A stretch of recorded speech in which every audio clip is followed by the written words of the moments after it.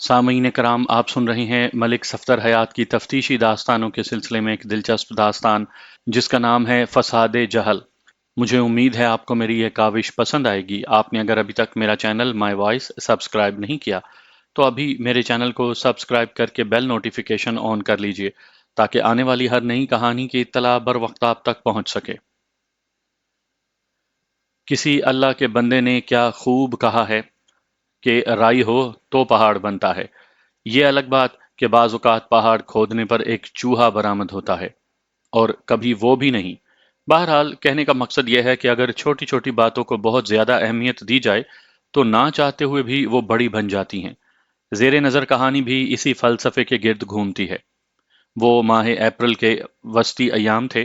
موسم گرما نے اپنے پر کھول لیے تھے۔ ابھی فضا میں وہ حدت اور شدت تو پیدا نہیں ہوئی تھی، لیکن پھر بھی بلا جھجک بڑے اعتماد سے کہا جا سکتا تھا کہ گرمیاں شروع ہو چکی تھیں۔ میں ان دنوں ضلع گوجرانوالہ کی تحصیل وزیر آباد کے ایک تھانے میں تعینات تھا۔ ایک روز میں حسب معمول تھانے سے اٹھنے کا ارادہ کر ہی رہا تھا کہ ایک کانسٹیبل نے میرے کمرے میں آ کر اطلاع دی، ملک صاحب، ادھر سوہدرا میں قتل کی ایک واردات ہو گئی ہے۔ موضع سوہدرا میرے تھانے کی حدود میں آتا تھا، بلکہ یہ تھانہ سوہدرا ہی سے زیادہ قریب تھا۔ میں تھانے سے نکل کر 10-15 منٹ میں وہاں پہنچ سکتا تھا۔ میں نے اطلاع لے کر آنے والے کانسٹیبل سے استفسار کیا، تجمل، تم کس قتل کی بات کر رہے ہو؟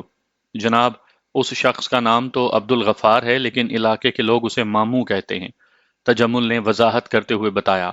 قصبے کے مین بازار میں ماموں کی تکے کباب کی دکان ہے، آپ اسے جگت ماموں سمجھ لیں۔ سمجھ لیا، میں نے اس بات میں گردن ہلائی۔ اب آگے بتاؤ، تمہیں یہ خبر کس نے دی اور ماموں کا قاتل کون ہے؟ قاتل کے بارے میں تو میں کچھ نہیں جانتا جناب، مگر صاحب، وہ جزبز ہوتے ہوئے بولا، ادھر جائے وقوعہ سے 2 بندے آئے ہیں اس واقعے کی اطلاع لے کر۔ وہ باہر برآمدے میں بیٹھے ہیں، آپ کا حکم ہو تو انہیں اندر بلا لوں؟ کسی بھی مثبت اور نیک کام کے لیے میری اجازت یا حکم کی ضرورت نہیں ہے تجمل، میں نے ٹھہرے ہوئے لہجے میں کہا۔ تم ان بندوں کو فوراً میرے پاس لے آؤ۔ جو حکم ملک صاحب، یہ کہتے ہوئے وہ کمرے سے نکل گیا۔ 1 منٹ کے بعد وہ دوبارہ میرے سامنے موجود تھا، اور اس بار تجمل کے ساتھ 2 افراد اور بھی تھے۔ میں نے ان کے نام اور کام دریافت کیے، پھر پوچھ گچھ شروع کر دی۔ ایک شخص کا نام مشتاق احمد، اور وہ بھاری بھرکم اور پستہ قامت تھا۔ اس نے اپنے ڈیل ڈول کی مناسبتی سے خاصی صحت مند مونچھیں رکھ چھوڑی تھی۔ وہ ماموں کی تکہ کباب والی دکان کے ساتھ گنڈیری کی ریڑھی لگاتا تھا، جبکہ دوسرے بندے کا نام جنید خان تھا۔ وہ درمیانے قد کاٹ کا مالک تھا اور یہ بھی ماموں کی دکان کے قریب ہی پھل فروخت کیا کرتا تھا۔ ہاں بھائی، میں نے باری باری مشتاق اور جنید کے چہروں کا جائزہ لیتے ہوئے پوچھا، ماموں کو کس نے قتل کیا ہے اور کیوں؟ تھانے دار صاحب، یہ تو کسی کو بھی پتا نہیں کہ وہ شخص کون تھا جس نے تیش میں آ کر چھری سے ماموں پر حملہ کر دیا تھا، جنید نے الجھن زدہ انداز میں بتایا۔ اور جہاں تک کیوں کا سوال ہے تو میں نے خود دیکھا تھا کہ اس واقعے سے پہلے ماموں اور اس شخص میں خاصی بحث و تکرار ہو رہی تھی۔ یہ بات تم کس بنیاد پر کہہ رہے ہو کہ کسی کو بھی نہیں پتا کہ قاتل کون شخص تھا؟ میں نے ایک بار پھر سوالیہ نظروں سے اس کے چہرے کا جائزہ لیا۔ کوئی تو اس کے بارے میں کچھ نہ کچھ تو جانتا ہوگا۔ یہی تو مسئلہ ہے تھانے دار صاحب، مشتاق پریشانی سے بولا۔ وہ سب کے لیے اجنبی تھا، میں نے اور جنید نے اسے سودرا میں پہلے کبھی نہیں دیکھا۔ یہ تو بڑی عجیب سی بات ہے، میں نے غیر مطمئن انداز میں کہا۔ ایک ایسا شخص جسے موضع سوہدرا میں کوئی بھی نہیں جانتا، اس کی ماموں کباب والے سے بھلا کیا دشمنی ہو سکتی ہے؟ تھانے دار صاحب، جنید نے گہری سنجیدگی سے کہا، میں سمجھتا ہوں کہ یہ افسوسناک واقعہ کسی دشمنی کا نتیجہ نہیں ہے، بلکہ وہاں جو کچھ پیش آیا وہ وقتی اشتعال کے سبب تھا۔ ماموں اور اس اجنبی شخص میں کسی بات پر تو میں ہوئی، اور اس شخص نے ماموں کی چھری اٹھا کر اسی پر آزما ڈالی۔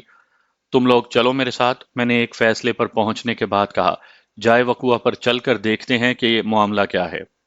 میں نے تھانے سے اٹھ کر اپنے کوارٹر کی طرف جانے کا پروگرام مؤخر کر دیا اور کانسٹیبل صفدر کو اپنے ساتھ لے کر جائے واردات کی جانب روانہ ہو گیا۔ حالانکہ اس وقت مجھے بڑی شدید نوعیت کی بھوک محسوس ہو رہی تھی، لیکن فرض کی ادائیگی آپ کی ذات اور ضروریات سے ہمیشہ زیادہ اہم ہوتی ہیں۔ جس طرح گاہک اور موت کا کوئی ٹائم ٹیبل نہیں ہوتا، بالکل ویسے ہی پولیس ڈپارٹمنٹ میں ایمرجنسی کا کوئی اسکیجول طے نہیں ہوتا، اور خاص طور پر تھانے دار تو 24 گھنٹے آن ڈیوٹی ہوتا ہے، لیکن شرط وہی ہے، کہ اگر وہ اپنے فرائض کو پہچانتا ہو تو، ورنہ بعض تھانے اور بعض تھانے دار تو ایسے بھی ہیں کہ ان کے لیے راوی، چناب، جہلم، ستلج اور سندھ سب کے سب سکھ چین ہی لکھ رہے ہوتے ہیں۔ جب میں جائے وقوع پر پہنچا تو وہاں ایک دوسری اور انتہائی مختلف صورتحال سے واسطہ پڑا۔ میں تو یہ توقع کر رہا تھا کہ سودرا کے مین بازار میں تکے کباب کی دکان پر ماموں تکا فروش کی لاش پڑی ہوگی اور کوئی 2 درجن افراد اس کے گرد گھیرا ڈالے کھڑے ہوں گے، لیکن وہاں ایک نیا نقشہ دیکھنے کو ملا۔ ماموں کی دکان پر چند لوگ جمع تھے اور آپس میں بڑے گھمبیر انداز میں باتیں کر رہے تھے۔ ماموں کی لاش کا دور دور تک نام و نشان نظر نہیں آ رہا تھا۔ اس صورتحال نے مجھے ذہنی طور پر الجھا دیا اور میں نے اپنے ساتھ آنے والوں سے پوچھا، مشتاق، جنید، یہ کیا تماشا ہے؟ تم لوگوں نے بتایا تھا کہ کسی اجنبی لفنگے نے ماموں کا قتل کر دیا ہے، مگر یہاں تو… جناب، جب ہم آپ کو اطلاع دینے گئے تھے تو ماموں ادھر ہی گرا پڑا تھا، جنید نے زمین کے ایک حصے کی جانب اشارہ کرتے ہوئے الجھن زدہ انداز میں بتایا۔ پتہ نہیں اب کہاں غائب ہو گیا ہے۔ وہ کہیں غائب نہیں ہوا سرکار، وہاں موجود لوگوں میں سے ایک نے آگے بڑھ کر کہا۔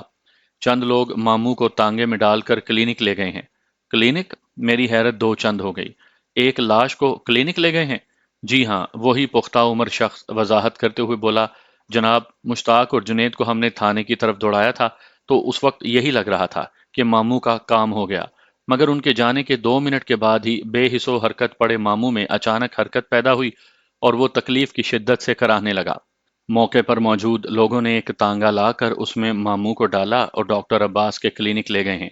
وہ سانس ہموار کرنے کے لیے تھما، پھر اضافہ کرتے ہوئے بولا، ڈاکٹر عباس کا کلینک تھوڑی دور ادھر مین بازار ہی میں ہے۔ وہ تحمل مزاج شخص خاصا سمجھدار اور بردبار نظر آتا تھا۔ اس کی عمر 55 سے متجاوز تھی۔ میں نے اس سے پوچھ لیا، چاچا آپ کا نام کیا ہے؟ فرید بخاری، اس نے جواب دیا، لیکن لوگ صرف بخاری یا بخاری صاحب کہتے ہیں۔ بخاری صاحب، آپ بھی ادھر ہی رہتے ہیں؟ میں نے ایک فوری خیال کے تحت پوچھا۔ جی ہاں، بالکل، اس نے اسبات میں گردن ہلائی۔ ہم لوگ 3 4 پیڑھیوں سے ادھر ہی رہ رہے ہیں جی۔ میں پاک فوج میں تھا، کچھ عرصہ پہلے ہی ریٹائر ہوا ہوں۔ آپ سے مل کر بڑی خوشی ہوئی بخاری صاحب، میں نے اس سے گرم جوش مصافحہ کرتے ہوئے کہا۔ مجھے امید ہے کہ آپ قانون سے اپنے بھرپور تعاون کا اظہار کریں گے۔ آپ حکم کریں انچارج صاحب، وہ گہری سنجیدگی سے بولا۔ مجھ سے جو بھی ہو سکا ضرور کروں گا۔ مجھے پتا چلا ہے کہ ماموں پر حملہ کرنے والا شخص اس علاقے سے تعلق نہیں رکھتا، میں نے فرید بخاری کی آنکھوں میں دیکھتے ہوئے کہا۔ جتنے بھی لوگوں نے اسے دیکھا ان سب کے لیے وہ اجنبی تھا، کیا آپ بھی ایسا ہی سمجھتے ہیں؟ جی ہاں، ابھی تھوڑی دیر پہلے اسی موضوع پر بات ہو رہی تھی، وہ اسوات میں گردن ہلاتے ہوئے بولا۔ میں نے خود اپنی آنکھوں سے تو اس شخص کو دیکھا نہیں، مگر لوگوں کا یہی کہنا ہے کہ آج سے پہلے اسے اس علاقے میں کبھی کسی نے نہیں دیکھا۔ جب اس نے ماموں پر حملہ کرنے کے بعد یہاں سے فرار ہونے کی کوشش کی تو کسی نے آگے بڑھ کر اسے روکا یا پکڑا کیوں نہیں؟ میں نے خاصے چبھتے ہوئے انداز میں سوال کیا۔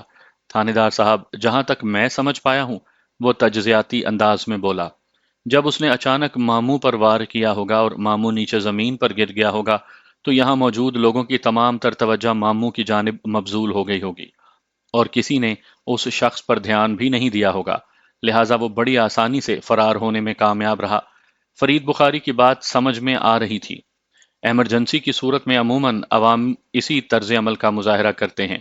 میں نے تصدیقی انداز میں پوچھا، اس کا مطلب ہے جب ماموں پر حملہ ہوا آپ یہاں موجود نہیں تھے؟ جی نہیں، اس نے نفی میں گردن ہلائی اور بتایا، جب میں یہاں پہنچا تو یہ واقعہ پیش آ چکا تھا اور حملہ آور یہاں سے فرار ہو گیا تھا۔ البتہ… لمحاتی توقف کے بعد اس نے اضافہ کیا، البتہ جنید اور مشتاق میرے سامنے ہی آپ کو اطلاع دینے تھانے کی طرف گئے تھے، اور جب ماموں کے جسم میں حرکت ہوئی تو میں نے فوراً اسے 2 افراد کی نگرانی میں ایک تانگے میں ڈال کر عباس کے کلینک بھجوا دیا۔ یہ آپ نے بہت اچھا کیا، میں نے سراہنے والے انداز میں کہا، اور اب اس سے بھی زیادہ ایک اور اچھا کام آپ کو کرنا ہے۔ جی وہ کیا؟ وہ سوالیہ نظروں سے مجھے دیکھنے لگا۔ میں نے کہا، آپ ایک ریٹائرڈ فوجی ہیں، اس لیے مجھے یقین ہے کہ آپ یہ کام بڑی آسانی سے کر لیں گے۔ آپ حکم تو کریں تھانے دار صاحب، وہ بڑے جوش میں بولا۔ میرے بس میں جو بھی ہوا ضرور کروں گا۔ میں تو ابھی فوری طور پر عباس کلینک جا رہا ہوں، میں نے گہری سنجیدگی سے کہا۔ جب تک میں واپس نہیں آ جاتا یہاں کی صورتحال آپ سنبھالیں گے؟ جی ضرور سنبھالوں گا، وہ جلدی سے اسبات میں گردن ہلاتے ہوئے بولا۔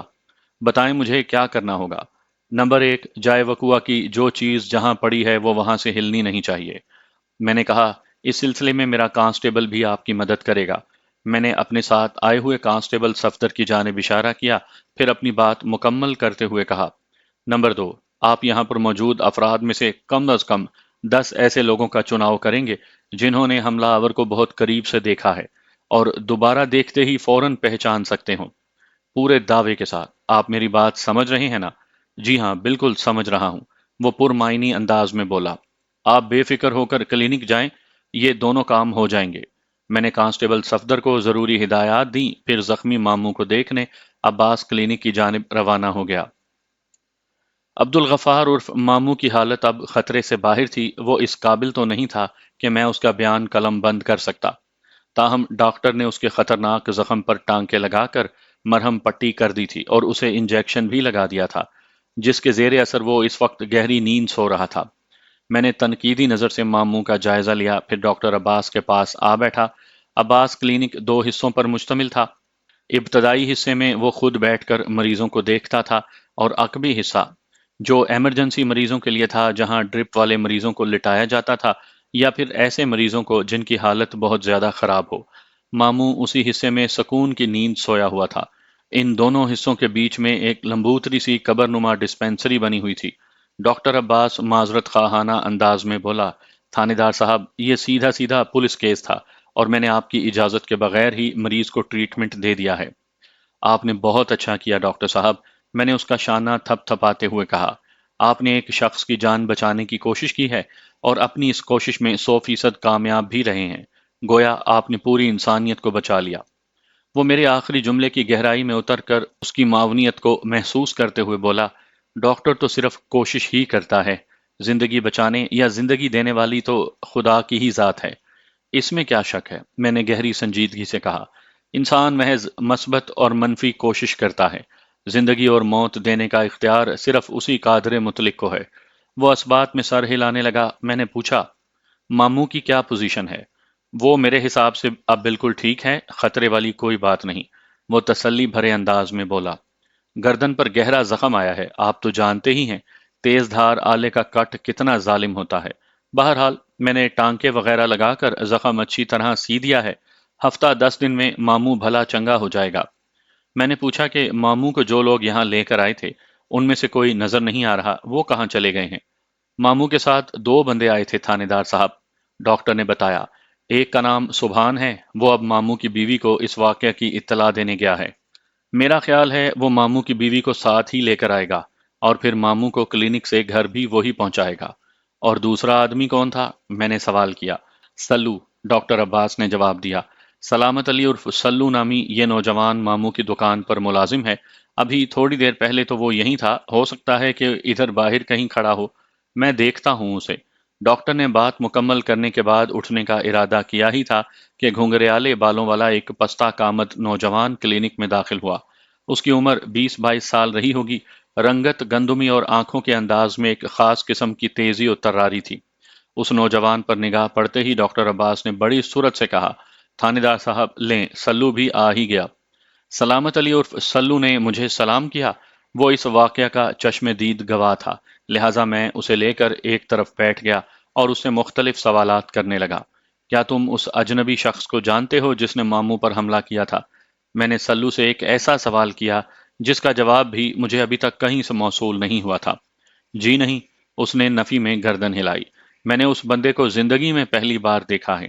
میری ساری عمر ادھر سہودرا میں ہی گزری ہے جناب، میں دعوے سے کہہ سکتا ہوں کہ وہ ادھر کا رہنے والا ہی نہیں تھا۔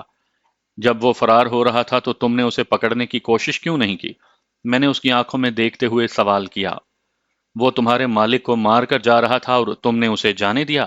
تھانے دار صاحب، وہ آنکھوں کو مخصوص انداز میں گھماتے ہوئے سراسیمہ لہجے میں بولا، میں نے جب ماموں کو گرتے دیکھا تو سب کچھ چھوڑ چھاڑ کر ادھر لپکا۔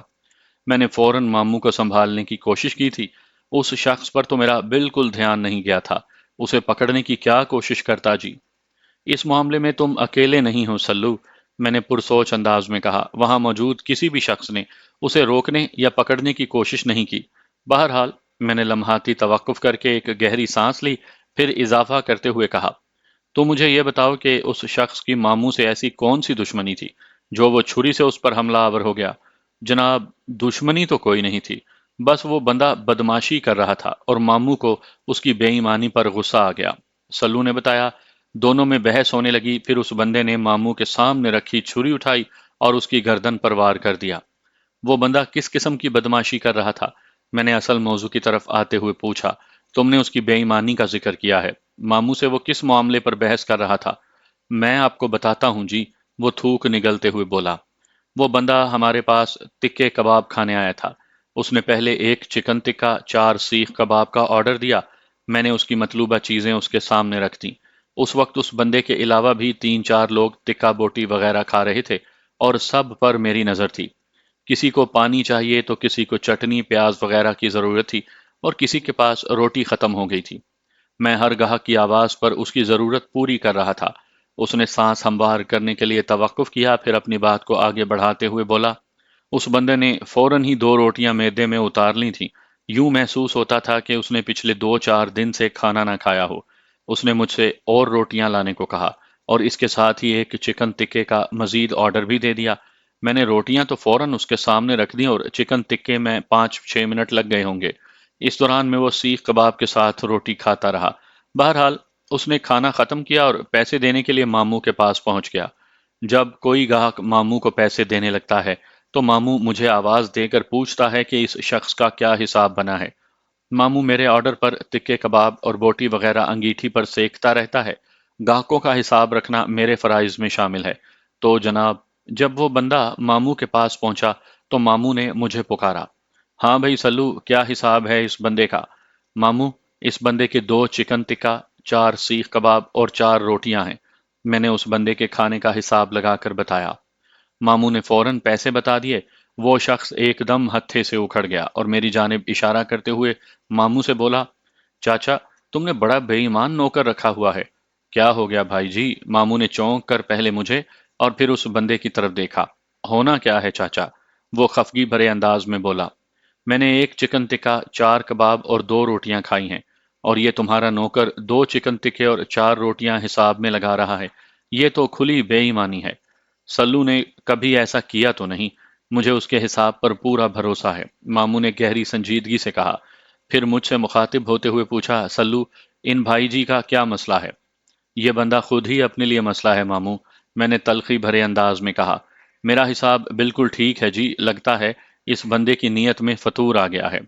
टिक्के कबाब तो ये खा ही चुका है, अब ये एक चिकन टिक्का और 2 रोटियों के पैसे भी हजम करना चाहता है।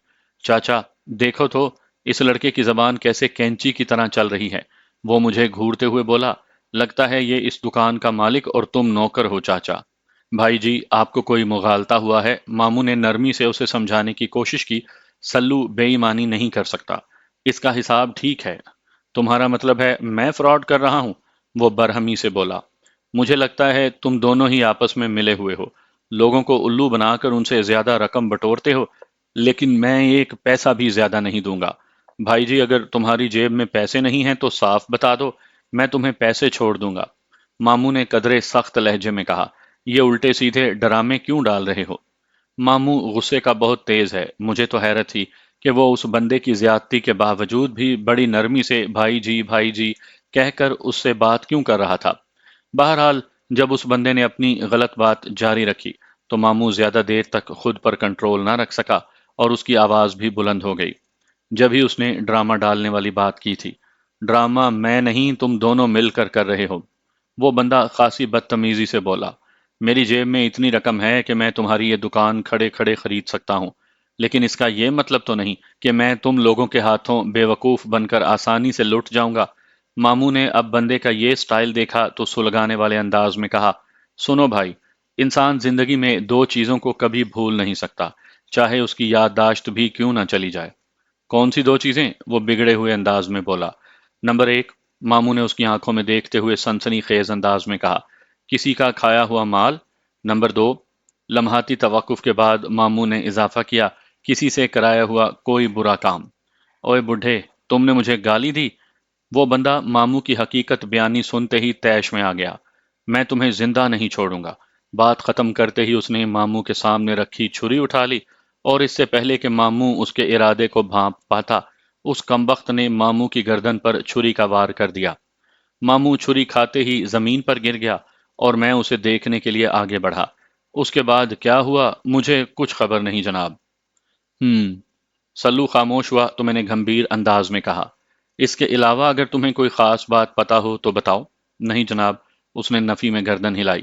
میں جو کچھ جانتا تھا وہ آپ کو پوری تفصیل سے بتا دیا ہے، اس کے سوا مجھے اور کچھ بھی نہیں پتا۔ ہم باتیں کر ہی رہے تھے کہ سبحان ماموں کی بیوی کو لے کر آ گیا۔ ماموں کی گھر والی کا نام غفوری تھا، اور وہ بھی ماموں کی طرح جگت مامی یعنی مومانی تھی۔ وہ سانولی رنگت کی مالک ایک پستہ کامت عورت تھی اور 50 کے پیٹے میں دکھائی دیتی تھی۔ ان دونوں میاں بیوی کے بارے میں ایک خاص بات جو بعد میں مجھے معلوم ہوئی وہ یہ تھی کہ وہ لوگ بے اولاد تھے۔ میں نے غفوری مامی کو تسلی اور تشفی دی اور کہا، تم فکر نہ کرو، ماموں 2-4 دن میں ٹھیک ہو جائے گا۔ معمولی سا زخم آیا ہے گردن پر۔ میں نے ڈاکٹر صاحب سے کہہ دیا ہے یہ اپنے کمپاؤنڈر کو گھر بھیج کر ماموں کی پٹی وغیرہ کروا دیا کریں گے، اور اگر ضرورت محسوس ہوئی تو انجیکشن وغیرہ بھی لگوا دیں گے۔ اب تم ماموں کو گھر لے جاؤ اور یہ جتنا زیادہ آرام کریں ان کو کرنے دو۔ اللہ تمہارا بھلا کرے تھانے دار پتر، وہ بھرائی ہوئی آواز میں بولی۔ لیکن وہ حرامی تھا کون جس نے ماموں پر چھری سے حملہ کر دیا؟ عبد الغفار کا یہ ٹائٹل ایسا مقبول عام تھا کہ اس کی بیوی بھی اس کا ذکر کرتے ہوئے ماموں ہی کا لفظ استعمال کر رہی تھی۔ میں نے اس کے اس سوال کے جواب میں بتایا، اس بندے کے بارے میں ابھی تک کوئی پتہ نہیں چل سکا، لیکن مجھے امید ہے بہت جلد میں اسے ڈھونڈ نکالوں گا، پھر پتہ چل جائے گا کہ وہ سورما ہے کون۔ سودرا کا تو بچہ بچہ ماموں کو جانتا ہے، مامی غفوری نے کہا۔ میں جانتی ہوں وہ غصے کا تھوڑا تیز ہے، لیکن کسی کی مجال نہیں کہ چھری سے اس پر حملہ آور ہو۔ یہاں کے سب لوگ اس کے غصے سے واقف ہیں۔ لیکن مسئلہ یہ ہے مامی، میں نے ٹھہرے ہوئے لہجے میں کہا، ایک تو وہ بندہ سودرا کا رہنے والا نہیں، اس لیے وہ ماموں کے مزاج سے واقف نہیں تھا، اور دوسرے یہ کہ وہ کمبخت غصے کا خود بھی بہت تیز تھا۔ ماموں نے تو آرام ہی سے بات کرنے کی کوشش کی تھی، پر وہ ماموں کے ایک جملے کو برداشت نہ کر سکا اور طیش میں آ کر اس نے چھری سے ماموں پر حملہ کر دیا۔ جب وہ ادھر کا رہنے والا نہیں تو پھر اس کی ماموں سے دشمنی کیسی؟ مامی غفوری نے الجھن زدہ نظر سے مجھے دیکھا۔ بس پیسوں کے لین دین پر ان میں منہ ماری ہو گئی تھی، میں نے اپنی معلومات کے مطابق کہا۔ اس کے کھانے کا جو بل بنا تھا وہ اس سے کم دے رہا تھا۔ میں ماموں کو پچھلے 30 سال سے جانتی ہوں، مامی غفوری نے بڑے اعتماد سے کہا۔ وہ غصے کا ذرا تیز ضرور ہے، لیکن دل کا برا نہیں، اور بے ایمان یا دھوکے باز ہونے کا تو سوال ہی پیدا نہیں ہوتا۔ بہرحال خدا کا شکر ادا کرو کہ ماموں کی جان بچ گئی، ورنہ اگر زخم ذرا اور گہرا لگ جاتا تو شہرگ کٹنے کا بڑا قوی امکان تھا۔ آپ نے بتایا ہے کہ وہ بندہ سوہدرا کا رہنے والا نہیں؟ مامی غفوری آنکھیں سکیڑ کر سوچنے والے انداز میں بولی۔ اس کا مطلب ہے وہ کوئی مہمان ہو سکتا ہے۔ مہمان؟ کس کا مہمان؟ میں نے چونکے ہوئے لہجے میں پوچھا۔ یہ تو مجھے پتا نہیں جناب، وہ جلدی سے بولی۔ جب وہ یہاں کا وسینک نہیں تو پھر کسی کے گھر آیا ہوا کوئی مہمان ہی تو ہو سکتا ہے، کسی کا بھی مہمان۔ غفوری مامی نے ایک اہم پہلو کی جانب توجہ مبذول کروائی تھی۔ یہ عین ممکن تھا کہ وہ بندہ کسی کا مہمان ہو، لیکن اس صورت میں فوراً ایک سوال اٹھتا تھا کہ اگر وہ کسی کے گھر آیا ہوا کوئی مہمان تھا تو پھر اسے ماموں کی دکان پر بیٹھ کر تکے کباب کھانے کی کیا ضرورت تھی؟ اور اگر ضرورت پیش آ ہی گئی تھی تو وہ اکیلا کیوں تھا؟ اس کے ساتھ گھر کا کوئی آدمی کیوں نہیں تھا؟ اگرچہ اس پہلو پر بہت سارے سوالات اٹھتے تھے، لیکن اسے نظر انداز بھی نہیں کیا جا سکتا تھا۔ غفوری مامی کے بات میں اچھا خاصا وزن تھا۔ میں اس حوالے سے بھی لوگوں کو چیک کرنے کی کوشش کروں گا، میں نے غفوری مامی کو دلاسا دیتے ہوئے کہا۔ تمہیں پریشان ہونے کی کوئی ضرورت نہیں، وہ نامراد جو کوئی بھی ہے بہت جلد میری گرفت میں ہوگا۔ اللہ کرے ایسا ہی ہو تھانے دار صاحب، وہ گہری سنجیدگی سے بولی، اور جب وہ آپ کے ہتھے چڑھ جائے تو اس کا دیدار مجھے بھی کروائیں۔ میں سانس روک کر اس کے سر میں پورے 7 جوتے ماروں گی اور پوچھوں گی، بتا ماموں نے تیری کون سی بھانجی کو چھیڑا تھا جو تو نے اس پر چھری اٹھائی؟ یہ ماموں کی گھر والی جگت مامی غفوری بھی مزاج اور غصے کی کچھ سست نظر نہیں آتی تھی۔ 2-4 جملوں ہی نے اس کے سٹائل کا تعارف پیش کر دیا تھا۔ وہ شخص جب بھی میرے قابو میں آیا میں تمہاری یہ خواہش ضرور پوری کروں گا۔ میں کل کسی وقت اس کا بیان لینے آؤں گا۔ اس نے میری ہدایت پر عمل کرنے کا یقین دلایا، اور میں نے سبحان نامی اس بندے کے ہمراہ ماموں اور مامی کو عباس کلینک سے ان کے گھر کی جانب روانہ کر دیا۔ سبحان کے بارے میں مجھے پتا چلا تھا کہ وہ ماموں کا پڑوسی تھا اور سودرا کے مین بازار ہی میں اس کی کریانے کی دکان تھی۔ ایک بات واضح کر دینا چاہتا ہوں کہ جب میں اپنی کہانی میں کسی گاؤں دیہات کے مین بازار کا ذکر کرتا ہوں تو اس کا مطلب ہرگز لاہور، کراچی یا راولپنڈی جیسا مین بازار نہیں ہوتا۔ گاؤں دیہات کے مین بازار کا مطلب ہے کسی بھی مرکزی گلی میں مختلف نوعیت کی چند دکانیں۔ ماموں اور مامی کو ان کے گھر بھجوانے کے بعد میں سلامت علی عرف سلو کے ساتھ جائے واردات کی جانب روانہ ہو گیا۔ فرید بخاری نے کسی فیلڈ مارشل کا کردار ادا کیا تھا۔ جب میں واپس ماموں تکہ فروش کی دکان پر پہنچا تو ہر شے جوں کی توں تھی۔ میں فوری طور پر جائے وقوع کے معائنے میں مصروف ہو گیا۔ اصولی طور پر یہ کام مجھے سب سے پہلے کرنا چاہیے تھا، لیکن جب مجھے پتا چلا کہ ماموں کی لاش کو کسی کلینک بھجوایا جا چکا ہے تو میں فوراً ادھر لپک گیا تھا۔ میں تو ماموں کے قتل کی اطلاع پا کر تھانے سے نکلا تھا اور پھر پے در پے صورتحال میں تبدیلی رونما ہوتی چلی گئی۔ اگر ماموں ایسا ہی شدید زخمی ہو چکا تھا تو پھر اسے سوہدرا کے کسی کلینک نہیں بلکہ وزیر آباد کے سرکاری ہسپتال لے جانے کی ضرورت تھی۔ یہی تشویش مجھے جائے وقوع سے کھینچ کر ڈاکٹر عباس کے کلینک پر لے گئی تھی۔ میں نے 15-20 منٹ تک کانسٹیبل صفدر کے تعاون سے جائے واردات کا مکمل معائنہ کر ڈالا۔ وہ بنیادی طور پر ایک چھوٹی سی دکان تھی جس کے آگے ایک بڑے سے چوبی تخت پر ماموں نے اپنی دکانداری سجا رکھی تھی۔ کوئلوں والی ایک بڑی سی انگیٹھی کے برابر میں تکہ اور بوٹی کباب کی سیخوں والا سٹینڈ تھا۔ دوسری جانب ایک بڑے سے تسلا نما برتن میں مال بھرا ہوا تھا۔ تکے، بوٹی اور کباب کے اس مال کو مسالہ لگا کر بالکل تیار حالت میں محفوظ کر لیا گیا تھا۔ اب اسے سیخ میں پرو کر کوئلوں پر سیکنے کی ضرورت تھی۔ جس گدی نما سیٹ پر ماموں براجمان ہو کر تکے کباب تیار کرتا تھا وہ دراصل لکڑی کی ایک بنی ہوئی چوکی تھی، جس کے زیریں حصے میں 2 درازیں بھی بنی ہوئی تھیں جن میں ماموں اپنی بکری کی رقم رکھا کرتا تھا۔ اسی چوکی کے اوپر روئی والی گدی رکھ کر ماموں نے اپنے بیٹھنے کی جگہ بنا رکھی تھی۔ اسی چوکی کی دائیں جانب چٹنی اور پیاز والے 2 تسلے رکھے ہوئے تھے اور ایک چھوٹے سے برتن میں گھی بھی بھرا نظر آ رہا تھا۔ چوبی تخت کے آگے ماموں نے گاہکوں کے لیے لکڑی ہی کی 4-5 بینچیں ڈال رکھی تھیں جہاں بیٹھ کر وہ لوگ اپنے معدوں کو خوش کیا کرتے تھے۔ آج کل کے دور کی زبان میں یوں کہیں گے کہ وہ باربیکیو کے مزے اڑایا کرتے تھے۔ میں نے اس چھری کی تلاش میں بھی چاروں جانب نظریں دوڑائیں جو ماموں کی ملکیت بلکہ اس کی دکانداری کا ایک لازمی جز تھی، اور اسی چھری کی مدد سے ایک اجنبی بدماش نے ماموں کو ضرب شدید پہنچائی تھی، لیکن مذکورہ چھری مجھے کہیں بھی دکھائی نہ دی۔ اب یہی سوچا اور کہا جا سکتا تھا کہ وہ بندہ ماموں کو زخمی کرنے کے بعد چھری اپنے ساتھ لے گیا تھا۔ میں نے ریٹائرڈ فوجی فرید بخاری کو 10 ایسے افراد اکٹھا کرنے کی ہدایت کی تھی جو حملہ آور اجنبی کو دیکھتے ہی پہچان سکتے ہوں، اور اس اللہ کے بندے نے میرے مطلوبہ 15 بندے جمع کر لیے تھے۔ جب ماموں اور بدماش حملہ آور کے بیچ بحث بازی ہو رہی تھی تو آس پاس کی دکانوں کے لوگ بھی جمع ہو گئے تھے۔ گویا ایسے شاہدین کی کوئی کمی نہیں تھی جو اجنبی حملہ آور کی شناخت میں مددگار ثابت ہو سکتے تھے۔ میں نے فرید بخاری کی جانب دیکھتے ہوئے کہا، آپ ان لوگوں کو لے کر تھانے آ جائیں، پھر میں بتاتا ہوں کہ انہیں کیا کرنا ہے۔ تھانہ جائے وقوع سے زیادہ فاصلے پر نہیں تھا۔ میں دراصل وہاں سب کے سامنے ایسی کوئی بات نہیں کرنا چاہتا تھا جس کے غلط استعمال سے بعد میں مجھے تفتیشی معاملات میں کسی رکاوٹ یا مشکل کا سامنا کرنا پڑتا۔ دوست دشمن تو ہر جگہ موجود ہوتے ہیں، لہٰذا تفتیشی معاملات میں بہت زیادہ احتیاط برتنا پڑتی ہے۔ فرید بخاری نے اس بات میں گردن ہلاتے ہوئے کہا، ٹھیک ہے ملک صاحب، جو آپ کا حکم، آپ چلیں، ہم ابھی آپ کے پیچھے ہی پہنچتے ہیں۔ وہ لمحے بھر کو رکا، پھر ادھر ادھر نگاہ دوڑانے کے بعد اضافہ کرتے ہوئے بولا، اتنے بندوں کے لیے ہمیں کم از کم 2 تانگے تو کرنا ہی ہوں گے۔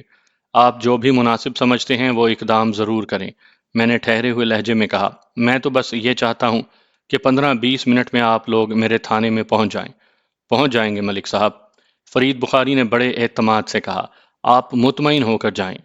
اور میں مطمئن ہو کر صفدر کے ساتھ واپس تھانے آ گیا۔ یہ اطمینان صرف اس حوالے سے تھا کہ ریٹائرڈ فوجی فرید بخاری نے جس کام کا وعدہ کیا تھا وہ ہو جائے گا۔ علاوہ ازیں اور بہت سارے معاملات نے مجھے اندر سے بے چین کر رکھا تھا۔ میرے لیے سب سے زیادہ تشویشناک امر یہ تھا کہ اس بندے کو کوئی بھی نہیں جانتا تھا۔ جب وہ سوہدرا میں بالکل نیا تھا تو پھر سوال یہ پیدا ہوتا تھا کہ وہ یہاں کیا کر رہا تھا اور کہاں سے وہ آیا تھا۔ اگر وہ کسی کا مہمان تھا تو یہ پتہ چلنا بہت ضروری تھا کہ وہ یہاں کے کس رہائشی کے گھر میں مہمان بن کر آیا ہوا تھا۔ قصہ مختصر، جلد از جلد اس بندے کا سراغ لگانا نہایت ہی اہم تھا۔ جب میری نظر میں وہ بندہ اتنی اہمیت اختیار کر گیا تھا کہ میں اس کا سراغ لگانے کے لیے بے چین ہو رہا تھا، تو اس کے ساتھ ہی میرے ذہن میں اس بات کا بھی خدشہ تھا کہ اگر وہ کسی بری نیت سے قصبہ سہدرا میں وارد ہوا تھا تو پھر اسے لازماً یہاں سے جانا بھی تھا۔ لہٰذا ان تمام راستوں کی نگرانی اور ناکہ بندی بھی ضروری تھی جو سہدرا میں داخل ہوتے تھے یا یہاں سے باہر جاتے تھے، اور اس مقصد کے لیے میرے ذہن میں سب سے اچھی جگہ سہدرا کا بس اسٹینڈ تھا۔ میرے تھانے سے چند گز کی دوری پر ایک بس اسٹینڈ واقع تھا۔ اسٹینڈ کا لفظ اخلاقاً شامل ہو گیا ہے، ورنہ وہاں ایسی کوئی بات نہیں تھی۔ بسوں کے رکنے کے لیے ایک مخصوص جگہ تھی۔ اسے آپ چند درختوں کے نیچے واقع ایک سادہ سا دیہاتی بس اڈا سمجھ لیں تو آسانی رہے گی۔ وزیر آباد سے آنے والی بسیں اور ویگنیں وہاں چند منٹ کا پڑاؤ کرتی تھیں، پھر آگے کے گاؤں اور دیہات کی سمت بڑھ جاتی تھیں۔ اسی بس اسٹینڈ کے پہلو میں تانگا اسٹینڈ بھی موجود تھا۔ میں نے اس مقام کی خصوصی نگرانی کا فیصلہ اس لیے بھی کیا تھا کہ سہدرا کی جانب جانے والوں اور یہاں سے کہیں اور جانے والوں کو اس بس اسٹینڈ یا تانگا اسٹینڈ سے باہر نکلنے کے لیے یہیں سے گزرنا پڑتا۔ کچھ بھی تھا، اس نامعقول اجنبی لفنگے کی فوری گرفتاری بہت ضروری تھی۔ میں نے تھانے پہنچ کر کانسٹیبل حیدر علی کو اپنے کمرے میں بلا لیا۔ حیدر علی مقامی آدمی تھا اور سہدرا کے بچے بچے کو صورت سے پہچانتا تھا۔ اگر اس وقت سہدرا کا کوئی رہائشی اس کہانی کو سن رہا ہے تو اسے یہ بات اپنے ذہن میں رکھنی چاہیے کہ جس دور کی یہ کہانی ہے اس زمانے میں سہدرا اتنا زیادہ پھیلا ہوا دکھائی نہیں دیتا تھا جیسا کہ آج کل نظر آتا ہے۔ اس وقت یہ اونچی سی جگہ پر واقع ایک چھوٹا سا گاؤں تھا جس میں بسنے والا ہر شخص گاؤں کے دیگر رہائشیوں کو اچھی طرح جانتا اور پہچانتا تھا۔ حیدر علی نے مجھے سلام کیا اور اٹینشن ہو کر کھڑا ہو گیا۔ میں نے اسے اپنے سامنے ایک کرسی پر بیٹھنے کے لیے کہا، پھر نہایت ہی مختصر مگر جامع الفاظ میں اسے حالیہ واقعات سے آگاہ کیا۔ وہ بڑی توجہ سے میری بات سنتا رہا۔ میں خاموش ہوا تو اس نے نہایت ہی فرما برداری سے کہا، ملک صاحب، آپ حکم کریں، جو بھی کہیں گے میں کرنے کو تیار ہوں۔ حیدر علی ایک چاق و چوبند اور ذہین کانسٹیبل تھا۔ اس کی عمر 26 اور 27 کے درمیان رہی ہوگی۔ مجھے اس کی ذہانت اور پیشہ ورانہ صلاحیت پر پورا بھروسہ تھا۔ میں نے گہری سنجیدگی سے کہا، آج کی رات اور کل کا دن تمہیں اس راستے کی کڑی نگرانی کرنی ہے جو سہدرا سے نکل کر دوسرے مقامات کی طرف جاتا ہے۔ صرف ان لوگوں پر نظر رکھنی ہے جو سہدرا کو چھوڑ کر وزیر آباد کی طرف جانے کی کوشش کریں یا پھر دوسری سمت بالائی گاؤں دیہات کا رخ کرنا چاہیں۔ مجھے یقین ہے وہ اجنبی بدماش بھی یہاں سے فرار ہونے کی کوشش کرے گا۔ تو اس کا مطلب ہے اجنبی لوگوں پر ہی خصوصی نظر رکھنا ہوگی، حیدر علی نے کہا۔ آپ تو یہ انتظام صرف اس شخص کو گرفتار کرنے کے لیے کر رہے ہیں نا جس نے محمود تکے والی کو چھری کے وار سے شدید زخمی کر دیا ہے۔ تم بالکل صحیح سمجھے ہو حیدر علی، میں نے سوچ میں ڈوبے ہوئے لہجے میں کہا۔ میں واقعی اس اجنبی لفنگے کو جتنی جلدی ممکن ہو اپنی نظر کے سامنے دیکھنا چاہتا ہوں تاکہ یہ معلوم کیا جا سکے کہ وہ کون ہے، کہاں سے آیا ہے اور کس مقصد سے آیا ہے۔ میں نے لمحاتی توقف کر کے ایک گہری سانس لی، پھر اپنی بات مکمل کرتے ہوئے کہا، میں آج رات ہی سے اس اجنبی بدماش کی تلاش کا کام شروع کرتا ہوں۔ اگر وہ کسی بری نیت سے سہدرا میں موجود ہے تو میری کارروائی کے نتیجے میں وہ بوکھلا جائے گا اور اسی بوکھلاہٹ میں وہ یہاں سے فرار ہونے کی کوشش کرے گا۔ ایسے وقت میں تم اسے قابو کر کے ہتھ کڑی پہنا دو گے۔ اس کام کے لیے میں تمہیں 2 صحت مند اور مستعد نوجوان بھی دوں گا۔ اب یہ تم پر منحصر ہے کہ اس کام کو کیسے ہینڈل کرتے ہو۔ بتاؤ، کر لو گے نا؟ ملک صاحب، آپ کو مجھ پر بھروسہ ہے جبھی تو آپ اتنی بڑی ذمہ داری مجھے سونپ رہے ہیں، وہ ٹھہرے ہوئے لہجے میں بولا۔ آپ بے فکر ہو جائیں، میں آپ کا بھروسہ نہیں ٹوٹنے دوں گا۔ شاباش، میں نے سراہنے والے انداز میں کہا۔ مجھے تم سے یہی امید تھی حیدر علی، تم اس مشن میں ہر قسم کی کارروائی کر سکتے ہو۔ اگر مطلوبہ آدمی کو گرفتار کرنے کے لیے تمہیں کسی مرحلے پر حد سے گزرنا پڑے تو اجازت ہے، مجھے ہر قیمت پر وہ بندہ چاہیے۔ ٹھیک ہے جناب، میں آپ کی امید پر پورا اترنے کی کوشش کروں گا، اور تمہیں یہ کام سادہ لباس میں رہتے ہوئے کرنا ہوگا۔ میں نے گہری سنجیدگی سے کہا، بس اب تم روانہ ہو جاؤ۔ آپ نے جن 2 مستعد نوجوانوں کا ذکر کیا ہے، وہ سوالیہ نظر سے مجھے دیکھتے ہوئے بولا، وہ کون لوگ ہیں اور وہ کس طرح میری معاونت کریں گے؟ ان دونوں کا تعلق سہدرا ہی سے ہوگا، میں نے جواب دیا۔ تم یہاں کے ایک ایک آدمی کو جانتے ہو، انہیں دیکھتے ہی پہچان لو گے۔ میں خود انہیں لے کر تمہارے پاس آؤں گا۔ جہاں تک اس بات کا تعلق ہے کہ ان سے کس طرح کام لینا ہوگا، اس کا فیصلہ تم خود ہی کرو گے، وہ مکمل طور پر تمہارے اختیار میں ہوں گے، جیسے چاہو انہیں استعمال میں لانا۔ کانسٹیبل حیدر علی نے مجھے سلام کیا اور کمرے سے نکل گیا۔ میں جو اتنی شد و مد سے اس اجنبی لفنگے کی تلاش کا پروگرام سیٹ کر رہا تھا، وہ ہو سکتا ہے کہ بعض لوگوں کو بہت عجیب محسوس ہو، لیکن مجھے ہرگز ایسا محسوس نہیں ہو رہا تھا۔ اگر کسی ایسے آدمی کی بات ہوتی جو سہودرا کا رہنے والا ہو، تو شاید میں ماموں کے ساتھ اس کے تنازع کو اتنی اہمیت نہ دیتا، سیدھا سیدھا اسے پکڑ کر تھانے میں لے آتا، لیکن یہاں تو معاملہ ہی دوسرا تھا۔ ایک تو اس اجنبی فتنہ پرور شخص کو کوئی جانتا نہیں تھا، دوسرے ماموں کی اس سے کوئی دشمنی بھی نہیں تھی، تیسرے وہ اس واردات کے بعد اچانک منظر سے غائب ہو گیا تھا۔ بس یہی ایک نکتہ میری تشویش بلکہ میری پریشانی کا سبب تھا۔ تھوڑی دیر کے بعد فرید بخاری اپنی ٹیم کے ساتھ میرے پاس پہنچ گیا۔ ٹیم سے میری مراد وہ 15 بندے تھے جو حملہ آور اجنبی کو دوبارہ دیکھنے پر بآسانی پہچان سکتے تھے۔ میں نے انہیں فوراً اپنے کمرے میں بلا لیا۔ اتنے زیادہ افراد کو ایک ساتھ بٹھانا تو ممکن نہیں تھا، لہٰذا میں نے فرید بخاری کو کرسی پیش کی اور باقی سب کو اپنے سامنے کھڑا کر لیا۔ پھر میں نے حوالدار جان محمد کو بلا کر ان سب کے نام بمائے ولدیت کے فہرست تیار کرنے کو کہا۔ ان سب کا تعلق چونکہ موضع سہودرا سے تھا، لہٰذا ایڈریس وغیرہ نوٹ کرنے کی چنداں ضرورت نہیں تھی۔ میں نے ان سب کو تمام حالات و واقعات سے آگاہ کیا، انہیں اپنی سوچ کے بارے میں بتایا، پھر گہری سنجیدگی سے کہا، وہ جو کوئی بھی ہے وہ آپ لوگوں کے اندر ہی سہودرا میں موجود ہے۔ آپ میں سے کوئی بھی اسے جانتا نہیں، لیکن آپ میں سے ہر کوئی اسے دیکھتے ہی پہچان لے گا، اور یہی میں چاہتا ہوں کہ آپ لوگ اسے ڈھونڈ نکالیں۔ وہ جہاں بھی ملے اسے پکڑ کر میرے پاس لے آئیں۔ اسے قابو کرنے کے لیے اگر لڑائی جھگڑا اور مار کٹائی بھی کرنا پڑے تو تم لوگوں کو میری طرف سے کھلی چھٹی ہے۔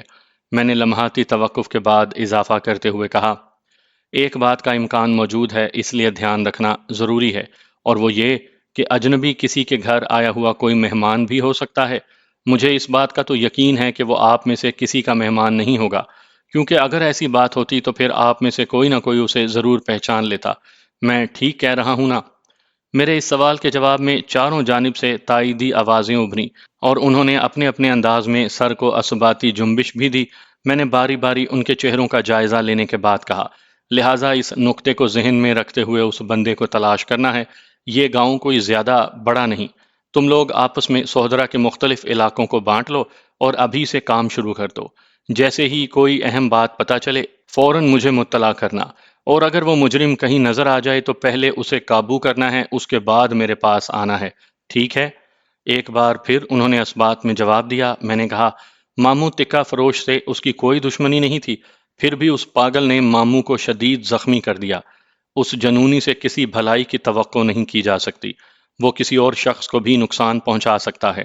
ماموں کی تو جان بچ گئی، گاؤں کے کسی اور شخص کو وہ موت کے گھاٹ بھی اتار سکتا ہے۔ تم لوگوں کی سلامتی اور حفاظت اسی میں ہے کہ اس شخص کو جلد از جلد پکڑنے کی کوشش کرو۔ وہ سب مجھے یقین دہانی کروانے کے بعد واپسی کے لیے روانہ ہونے لگے، تو میں نے ان میں سے 2 ہٹے کٹے نوجوانوں کو روک لیا اور باری باری ان کا جائزہ لیتے ہوئے پوچھا، تم دونوں کا نام کیا ہے؟ میرا نام اسلم ہے جی، ایک نے بتایا، محمد اسلم۔ دوسرے نے جواب دیا، میں جاوید شاہ ہوں۔ میرے محتاط اندازے کے مطابق اسلم نامی نوجوان کی عمر 20 سال کے آس پاس تھی، جبکہ جاوید 18 سے زیادہ کا نظر نہیں آتا تھا۔ دونوں کی صحت قابل رشک کہا جا سکتا تھا۔ میں نے کچھ سوچ سمجھ کر ہی ان کا انتخاب کیا تھا۔ تم دونوں میں سے کسی کی شادی بھی ہوئی ہے یا ابھی تک کنوارے ہی گھوم پھر رہے ہو؟ میں نے پوچھا۔ میں نے یہ سوال ایک خاص مقصد کے تحت کیا تھا، لیکن انہوں نے پتہ نہیں کیا سمجھا کہ سہمی ہوئی نظروں سے مجھے تکنے لگے۔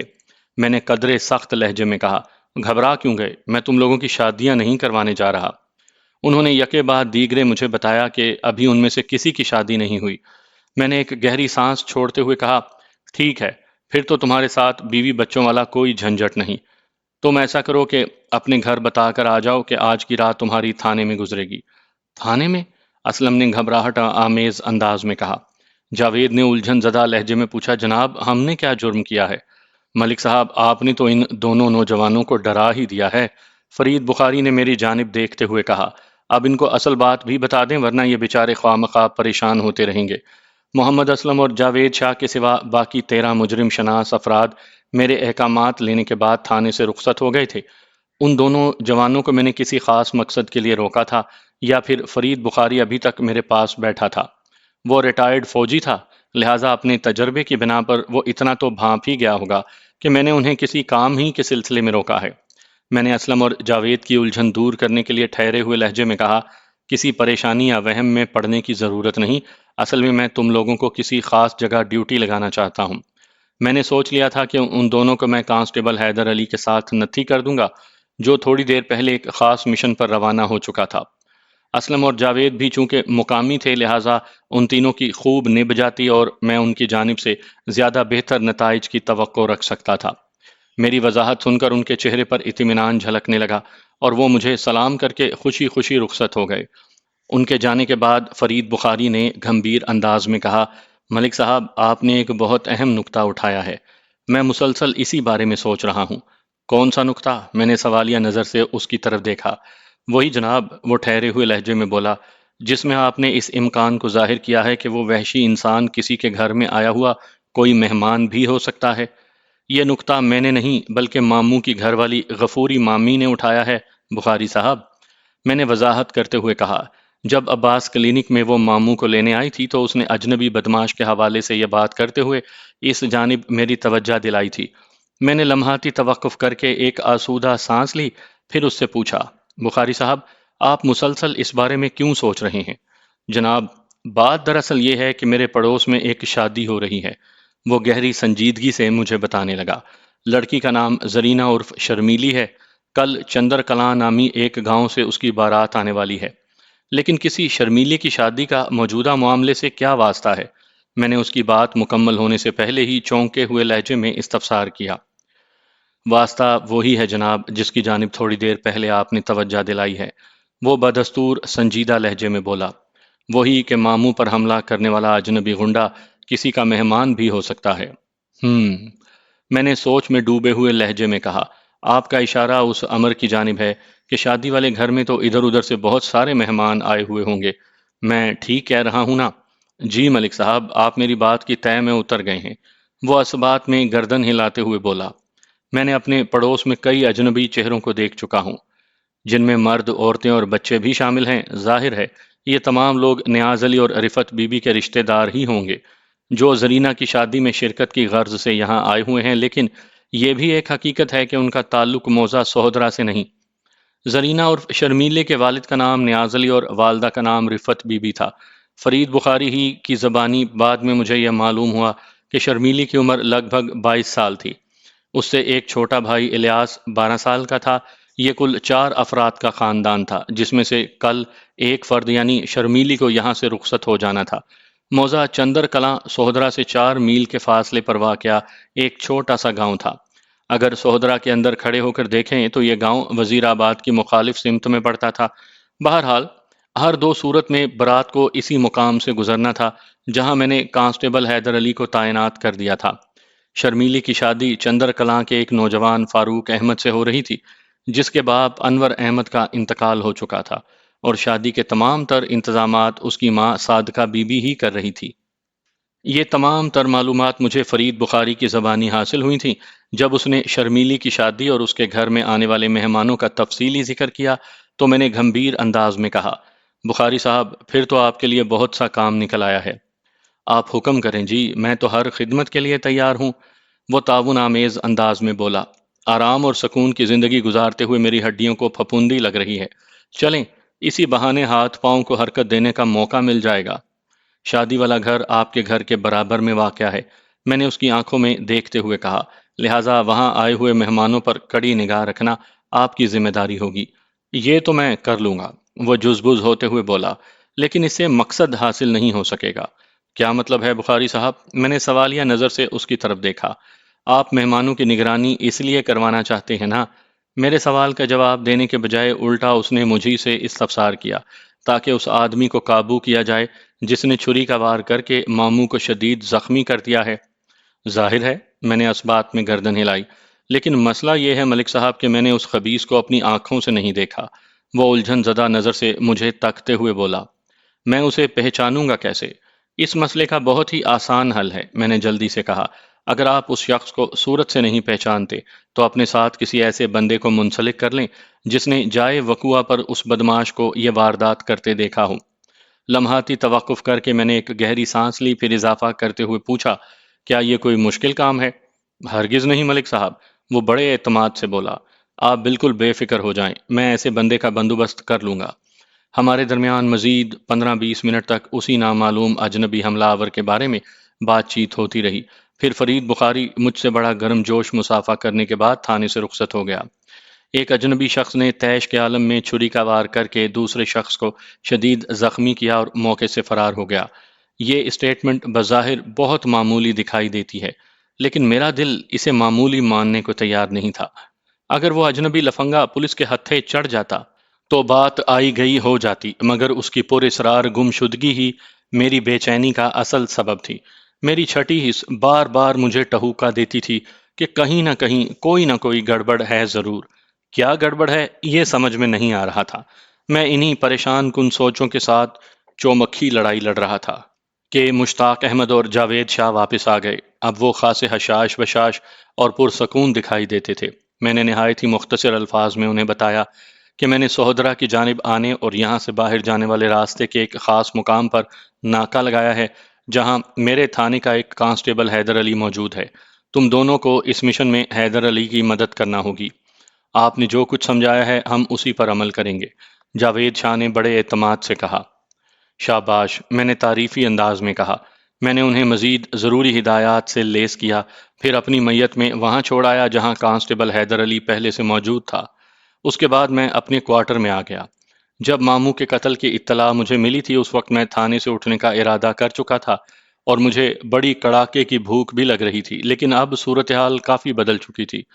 پچھلے 3 گھنٹے کی بھاگ دوڑ نے مجھے اس قدر تھکا دیا تھا کہ میری بھوک غائب ہو گئی تھی۔ اصولی طور پر تو اب مجھے اور زیادہ بھوک محسوس ہونی چاہیے تھی، لیکن بعض اوقات تمام اصول اور قاعدے قانون دھرے رہ جاتے ہیں۔ میرے ساتھ بھی کچھ ایسا ہی ہو رہا تھا، تاہم خالی پیٹ سونا بھی عقل مندی نہیں تھی، لہٰذا میں نے تھوڑا بہت کھایا، عشاء کی نماز ادا کی اور کوارٹر کے صحن میں چارپائی بچھا کر سونے کے لیے لیٹ گیا۔ اگلی صبح بڑی ہنگامہ خیز ثابت ہوئی۔ میں ناشتے سے فارغ ہوا ہی تھا کہ میرے کوارٹر کے دروازے پر تیز دستک کی آواز سنائی دی۔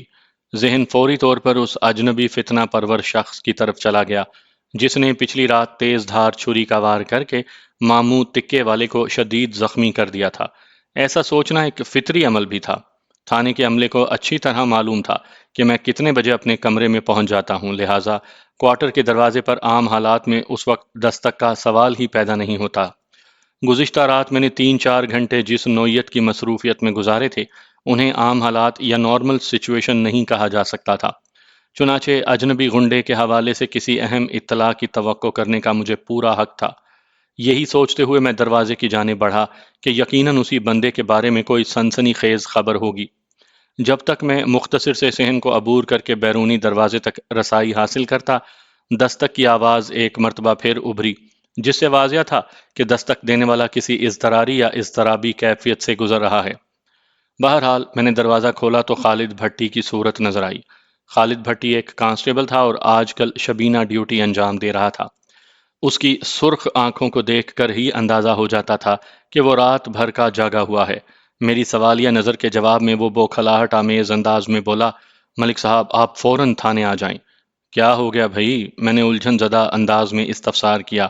بڑا غضب ہو گیا ہے جی، وہ بدستور بوکھلائے ہوئے انداز میں بولا۔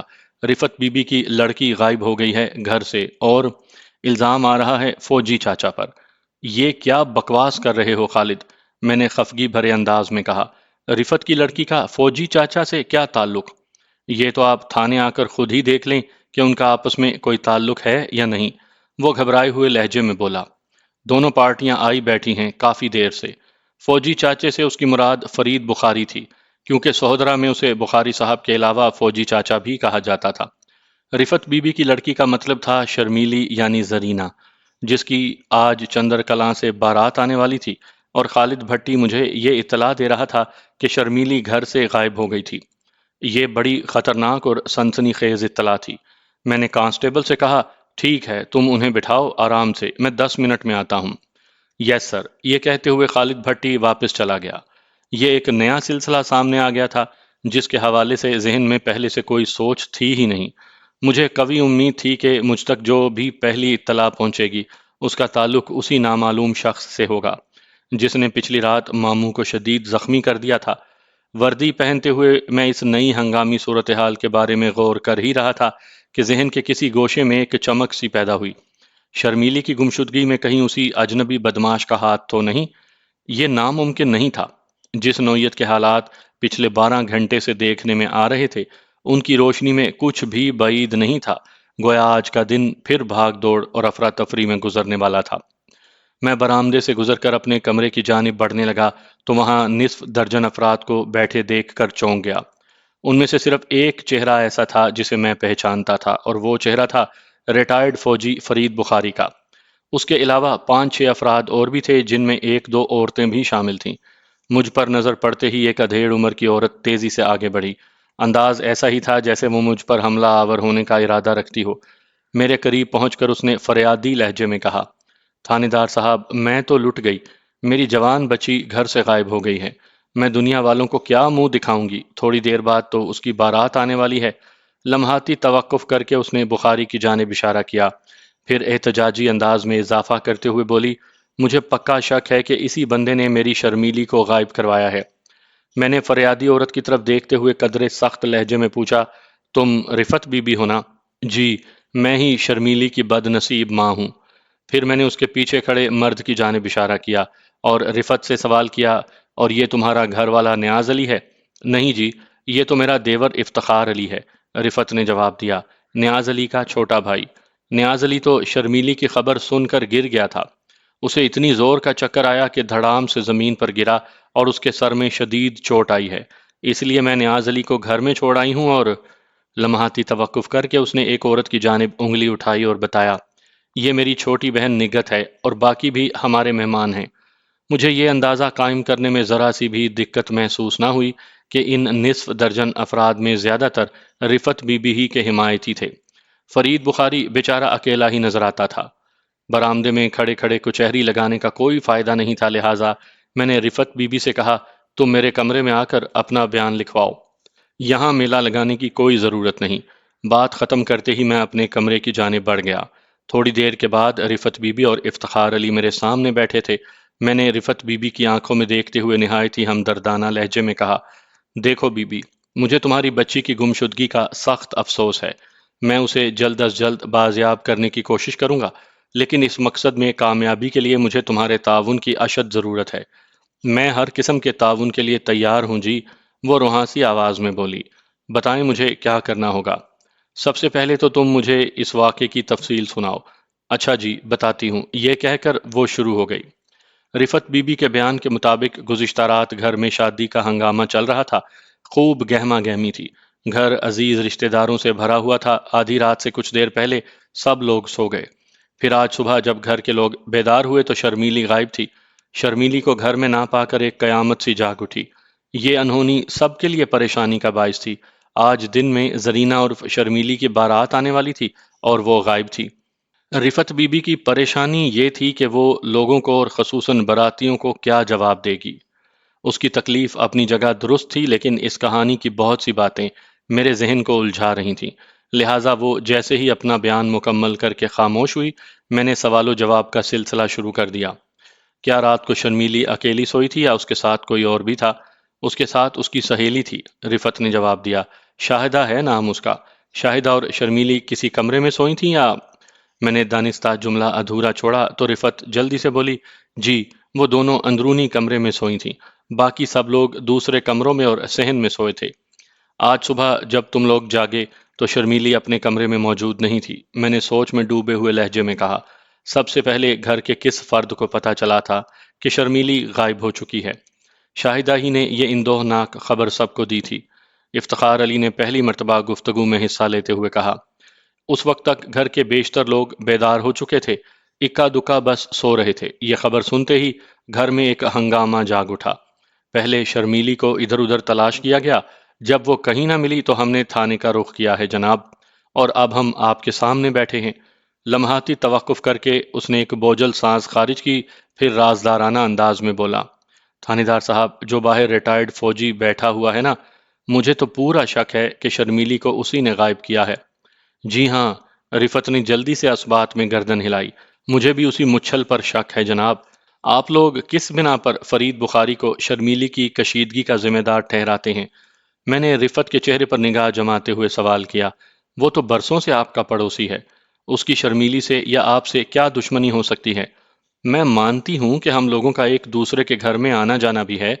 दुश्मनी का तो कोई सवाल ही पैदा नहीं होता, लेकिन क्या रिफत बीबी?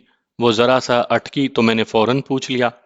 बुखारी साहब ने कल रात को जो ड्रामा किया है ना, वो मुझे बिल्कुल अच्छा नहीं लगा। रिफत ने लेकिन की वजाहत करते हुए बताया। उसी वजह से मेरा ध्यान उसकी तरफ जा रहा है। ऐसा रवैया उसने या तो उसके घर वालों ने पहले कभी नहीं दिखाया था। मैं तो हैरान हूं कि रात को उसे हो क्या गया था। थानेदार साहब, इफ्तिखार अली अपनी भाभी की तायद में बोला, रिफत बिल्कुल ठीक कह रही है। मुझे खुद भी उस बुखारी की हरकत बहुत नागवार गुजरी थी। देखें जी, अगर किसी आवारा शख्स ने मामूद टिक्के वाले को छुरी मारकर जख्मी कर दिया है, तो इसमें हमारा और हमारे घर में आए हुए मेहमानों का क्या कसूर? रिफत बीबी ने बरहमी से कहा। ये उसकी कोई चाल भी हो सकती है थानेदार साहब, इफ्तिखार अली ने खफगी आमेज अंदाज में कहा। वो इस बहाने घर के अंदरूनी माहौल का जायजा ले रहा था ताकि उसे अपने काम में कोई मुश्किल पेश ना आए। मैं तो कहता हूं जनाब, उसने राजदाराना अंदाज में तवक्कुफ किया, फिर धीमी आवाज में बोला। मैं तो कहता हूं जनाब कि आप उस फौजी चाचा को जेर तफ्तीश लाकर उससे कड़ी पूछ गुछ करें, तो शर्मीली का कोई ना कोई सुराग मिल ही जाएगा।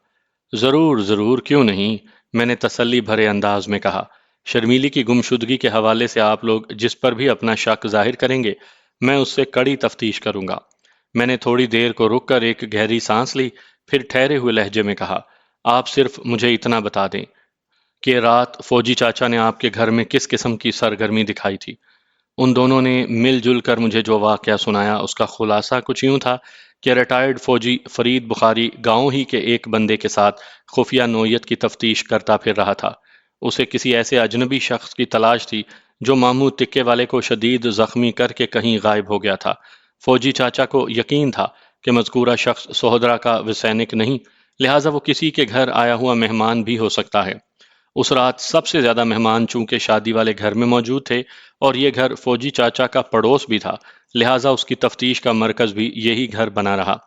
अगर उसकी पूछ-गुछ का दायरा रिफत के घर से बाहर ही रहता, तो उन्हें फरीद बुखारी की यह हरकत शायद इतनी नागवार न गुजरती, लेकिन जब उसने तफ्तीश के बहाने घर के अंदर भी झांकना शुरू किया, तो घर वालों को तशवीश हुई। बहरहाल रिफत वगैरह ने एक देरीना पड़ोसी होने के नाते उसके काम में मुदाखलत नहीं की, लेकिन जब आज सुबह जरीना और शर्मीली अपने कमरे से गायब पाई गई, तो सबका ध्यान फौरन फौजी चाचा और उसकी रात वाली कार्रवाई की तरफ चला गया, और अब यह फसाद रिफत के घर से सफर करते हुए थाने तक पहुंच चुका था। मैंने तो बड़ी तवज्जो से उन दोनों की बात सुनी और फौरन यह भी महसूस कर लिया कि रिफत बीबी के दिल में तो फौजी चाचा के लिए मुखालिफाना जज्बात इतने ज्यादा नहीं थे, लेकिन इफ्तिखार अली के भड़काने ने उसे खासा गर्म कर दिया था। वो अपनी कम और देवर की जबान ज्यादा बोल रही थी। इफ्तिखार के अंदाज से यही झलकता था कि उसे 101% यकीन है कि शर्मीली की गुमशुदगी में फौजी चाचा के सिवा और किसी का हाथ हो ही नहीं सकता। बहरहाल वो लोग एक फरियाद लेकर मेरे पास आए थे, लिहाजा मैंने गहरी संजीदगी से कहा, आप लोग मुतमईन होकर घर जाएं। थोड़ी देर में मैं भी पहुंच रहा हूं, जरूरी कार्रवाई के लिए। इंशाअल्लाह मैं जल्द अज जल्द शर्मीली को ढूंढ निकालने की कोशिश करूंगा। और उस मुच्छल फौजी चाचा का आप क्या करेंगे? इफ्तिखार अली ने मुझसे इस्तफसार किया, जो हमारे पीछे ही थाने पहुंचा है और इस वक्त बाहर बरामदे में बैठा है। उसके खिलाफ मैंने आपकी शिकायत सुन ली है, मैंने समझाने वाले अंदाज में कहा। आप लोगों के जाने के बाद मैं फरीद बुखारी से कड़ी पूछगुछ करूंगा। अगर वो इस मामले में मुलविस पाया गया तो इत्मीनान रखें, वो सजा से बच नहीं सकेगा। मुझे तो मेरी बच्ची वापस मिल जाए बस, रिफत बीबी ने गुलूगीर आवाज में कहा। मुझे कोर्ट कचहरी और मुकदमेबाजी का कोई शौक नहीं है। भाभी, आप ज्यादा परेशान ना हो, इफ्तिखार अली ने रिफत की जानिब देखते हुए कहा। थानेदार साहब बहुत जल्द शर्मीली को ढूंढ निकालेंगे, और अगर वो मुच्छल हमारी बच्ची की गुमशुदगी में मुलविस है, तो फिर थाना कचहरी भी होगा और उस बदमाश को सख्त सजा भी मिलेगी। शर्मीली बारात आने से पहले मिल जाएगी ना थानेदार साहब? वो हसरत भरी नजर से मुझे देखते हुए बोली। मेरी नाक नहीं कटनी चाहिए जनाब। رفت بی بی، میری کوشش تو یہی ہے کہ تمہاری بیٹی جلد از جلد بازیاب ہو جائے، میں نے گہری سنجیدگی سے کہا۔ آگے اللہ کی جو مرضی، تم بھی شرمیلی کے ملنے کے لیے دعا کرو۔ تھوڑی دیر کے بعد میں نے رفت بی بی کو تسلی تشفی دے کر اس کے دیور کے ساتھ روانہ کر دیا اور فرید بخاری المعروف بامچھل فوجی چاچا کو اپنے پاس بلا لیا۔ اس نے میرے سامنے بیٹھنے کے بعد تازہ ترین صورتحال کی وضاحت کے لیے منہ کھولا ہی تھا کہ میں نے جلدی سے کہا، بخاری صاحب، آپ کو اپنی صفائی پیش کرنے کی قطعاً کوئی ضرورت نہیں۔ مجھے یقیناً اس بات کا اندازہ ہے کہ رفت بی بی کی گمشدہ لڑکی والے معاملے میں آپ کا کوئی ہاتھ نہیں۔ آپ نے جس کھلے ڈھلے انداز میں اس اجنبی بدماش کو ڈھونڈنے کی کوشش کی ہے، اسی نے ان لوگوں کو آپ پر شک ظاہر کرنے کا موقع فراہم کیا ہے۔ مجھے اپنے نشانہ بننے یا مورود الزام ٹھہرائے جانے کی ذرا بھی پرواہ نہیں ملک صاحب، کیونکہ میں جانتا ہوں کہ شرمیلی کی گمشدگی سے میرا کوئی تعلق واسطہ ہی نہیں۔ وہ گہری سنجیدگی سے بولا۔ رفت کے گھر میں شادی کی وجہ سے اتنے زیادہ لوگ جمع تھے کہ گھر میں داخل ہوئے بغیر فردن فردن ان کا جائزہ نہیں لیا جا سکتا تھا، لہٰذا مجھے یہ طریقہ اختیار کرنا پڑا۔ میں نے جو کچھ بھی کیا ہے وہ قانون کی مدد کے لیے کیا ہے، لیکن افسوس کہ ہمارا مطلوبہ بندہ نہ تو مل سکا اور یہ ایک نیا پھڈا الٹا کھڑا ہو گیا۔ یہ ایک حقیقت ہے کہ ماموں کو زخمی کر کے فرار ہونے والے شخص کا ابھی تک کوئی سراغ نہیں مل سکا، اور یہ بھی ایک ٹھوس سچائی ہے کہ شرمیلی اپنے گھر سے غائب ہو چکی ہے۔ میں نے بخاری کی آنکھوں میں دیکھتے ہوئے تجزیاتی انداز میں کہا، میری معلومات کے مطابق وہ بندہ ابھی تک سہودرا کے اندر ہی کہیں چھپا ہے۔ اگر وہ یہاں سے فرار ہونے کی کوشش کرتا تو میرے عملے کی نظر سے بچ نہیں سکتا تھا، اور یہی بات میں زرینہ اور شرمیلی کے لیے بھی کہوں گا۔ میں نے لمحاتی توقف کر کے معنی خیز نظر سے بخاری کو دیکھا، پھر اپنی بات مکمل کرتے ہوئے کہا، وہ اپنے گھر سے غائب ہو چکی ہے۔ وہ اپنی مرضی سے گئی ہے یا کوئی زبردستی اسے اٹھا کر لے گیا ہے، اس بات کا فیصلہ بعد میں کیا جا سکتا ہے۔ سرے دست میں دعوے سے کہہ سکتا ہوں کہ وہ بھی ابھی تک موضع سہودرا کے اندر ہی کہیں موجود ہے۔ وہ بھی اگر سہودرا کو چھوڑنے کا ارادہ کرتی تو بچ کر نہیں جا سکتی تھی۔ میں نے رات ہی میں نگرانی کا ایسا بندوبست کر دیا تھا کہ سہودرا سے باہر جانے والا کوئی شخص قانون کی نظر میں آئے بغیر ایک قدم آگے نہیں بڑھا سکتا۔ ملک صاحب، وہ سرسراتی ہوئی آواز میں بولا، کہیں شرمیلی کی گمشدگی میں بھی اسی بدماش کا ہاتھ تو نہیں جس نے رات ماموں کو شدید زخمی کر دیا تھا؟ ایسا ہو سکتا ہے، اور آپ کی طرح میرا ذہن بھی اسی انداز میں سوچ چکا ہے۔ میں نے اس بات میں گردن ہلاتے ہوئے کہا، اب ہمیں گھر گھر گھس کر تلاشی لینا ہوگی، پھر ہی بات بن سکے گی۔ آپ کہہ تو ٹھیک رہے ہیں ملک صاحب، وہ پرخیال انداز میں بولا، لیکن میرا دھیان کسی اور طرف بھی جا رہا ہے۔ کس طرف؟ میں نے سوالیہ نظر سے اس کی طرف دیکھا۔ اگر ہم فرض کر لیں، اور جیسا کہ موجودہ حالات بھی اسی جانب اشارہ کرتے ہیں، کہ ماموں کو شدید زخمی کرنے والا وہ لفنگا ہی شرمیلی کی گمشدگی کا ذمہ دار ہے، تو پھر یہ بھی طے ہے کہ یہ کام ایک سوچے سمجھے منصوبے کے تحت کیا گیا ہے۔ شرمیلی اپنی مرضی سے غائب ہوئی ہے، اور وہ بھی اپنی رخصتی سے ایک رات پہلے۔ مجھے تو یہ کوئی عاشقی معشوقی کا چکر نظر آ رہا ہے جناب۔ لمحاتی توقف کے بعد اس نے ان الفاظ میں اضافہ کیا، اگر شرمیلی کو زبردستی اغوا کیا جاتا تو شادی والے گھر میں کوئی نہ کوئی افراتفری تو یقیناً پھیلنی چاہیے تھی نا۔ رات کو سب ٹھیک ٹھاک سوئے اور صبح پتہ چلا کہ دلہن ہی گھر میں موجود نہیں۔ یا تو شرمیلی خود اپنی مرضی سے کہیں گئی ہے جناب، اور یا پھر گھر کے کسی فرد نے اس سلسلے میں اس کی معاونت کی ہے۔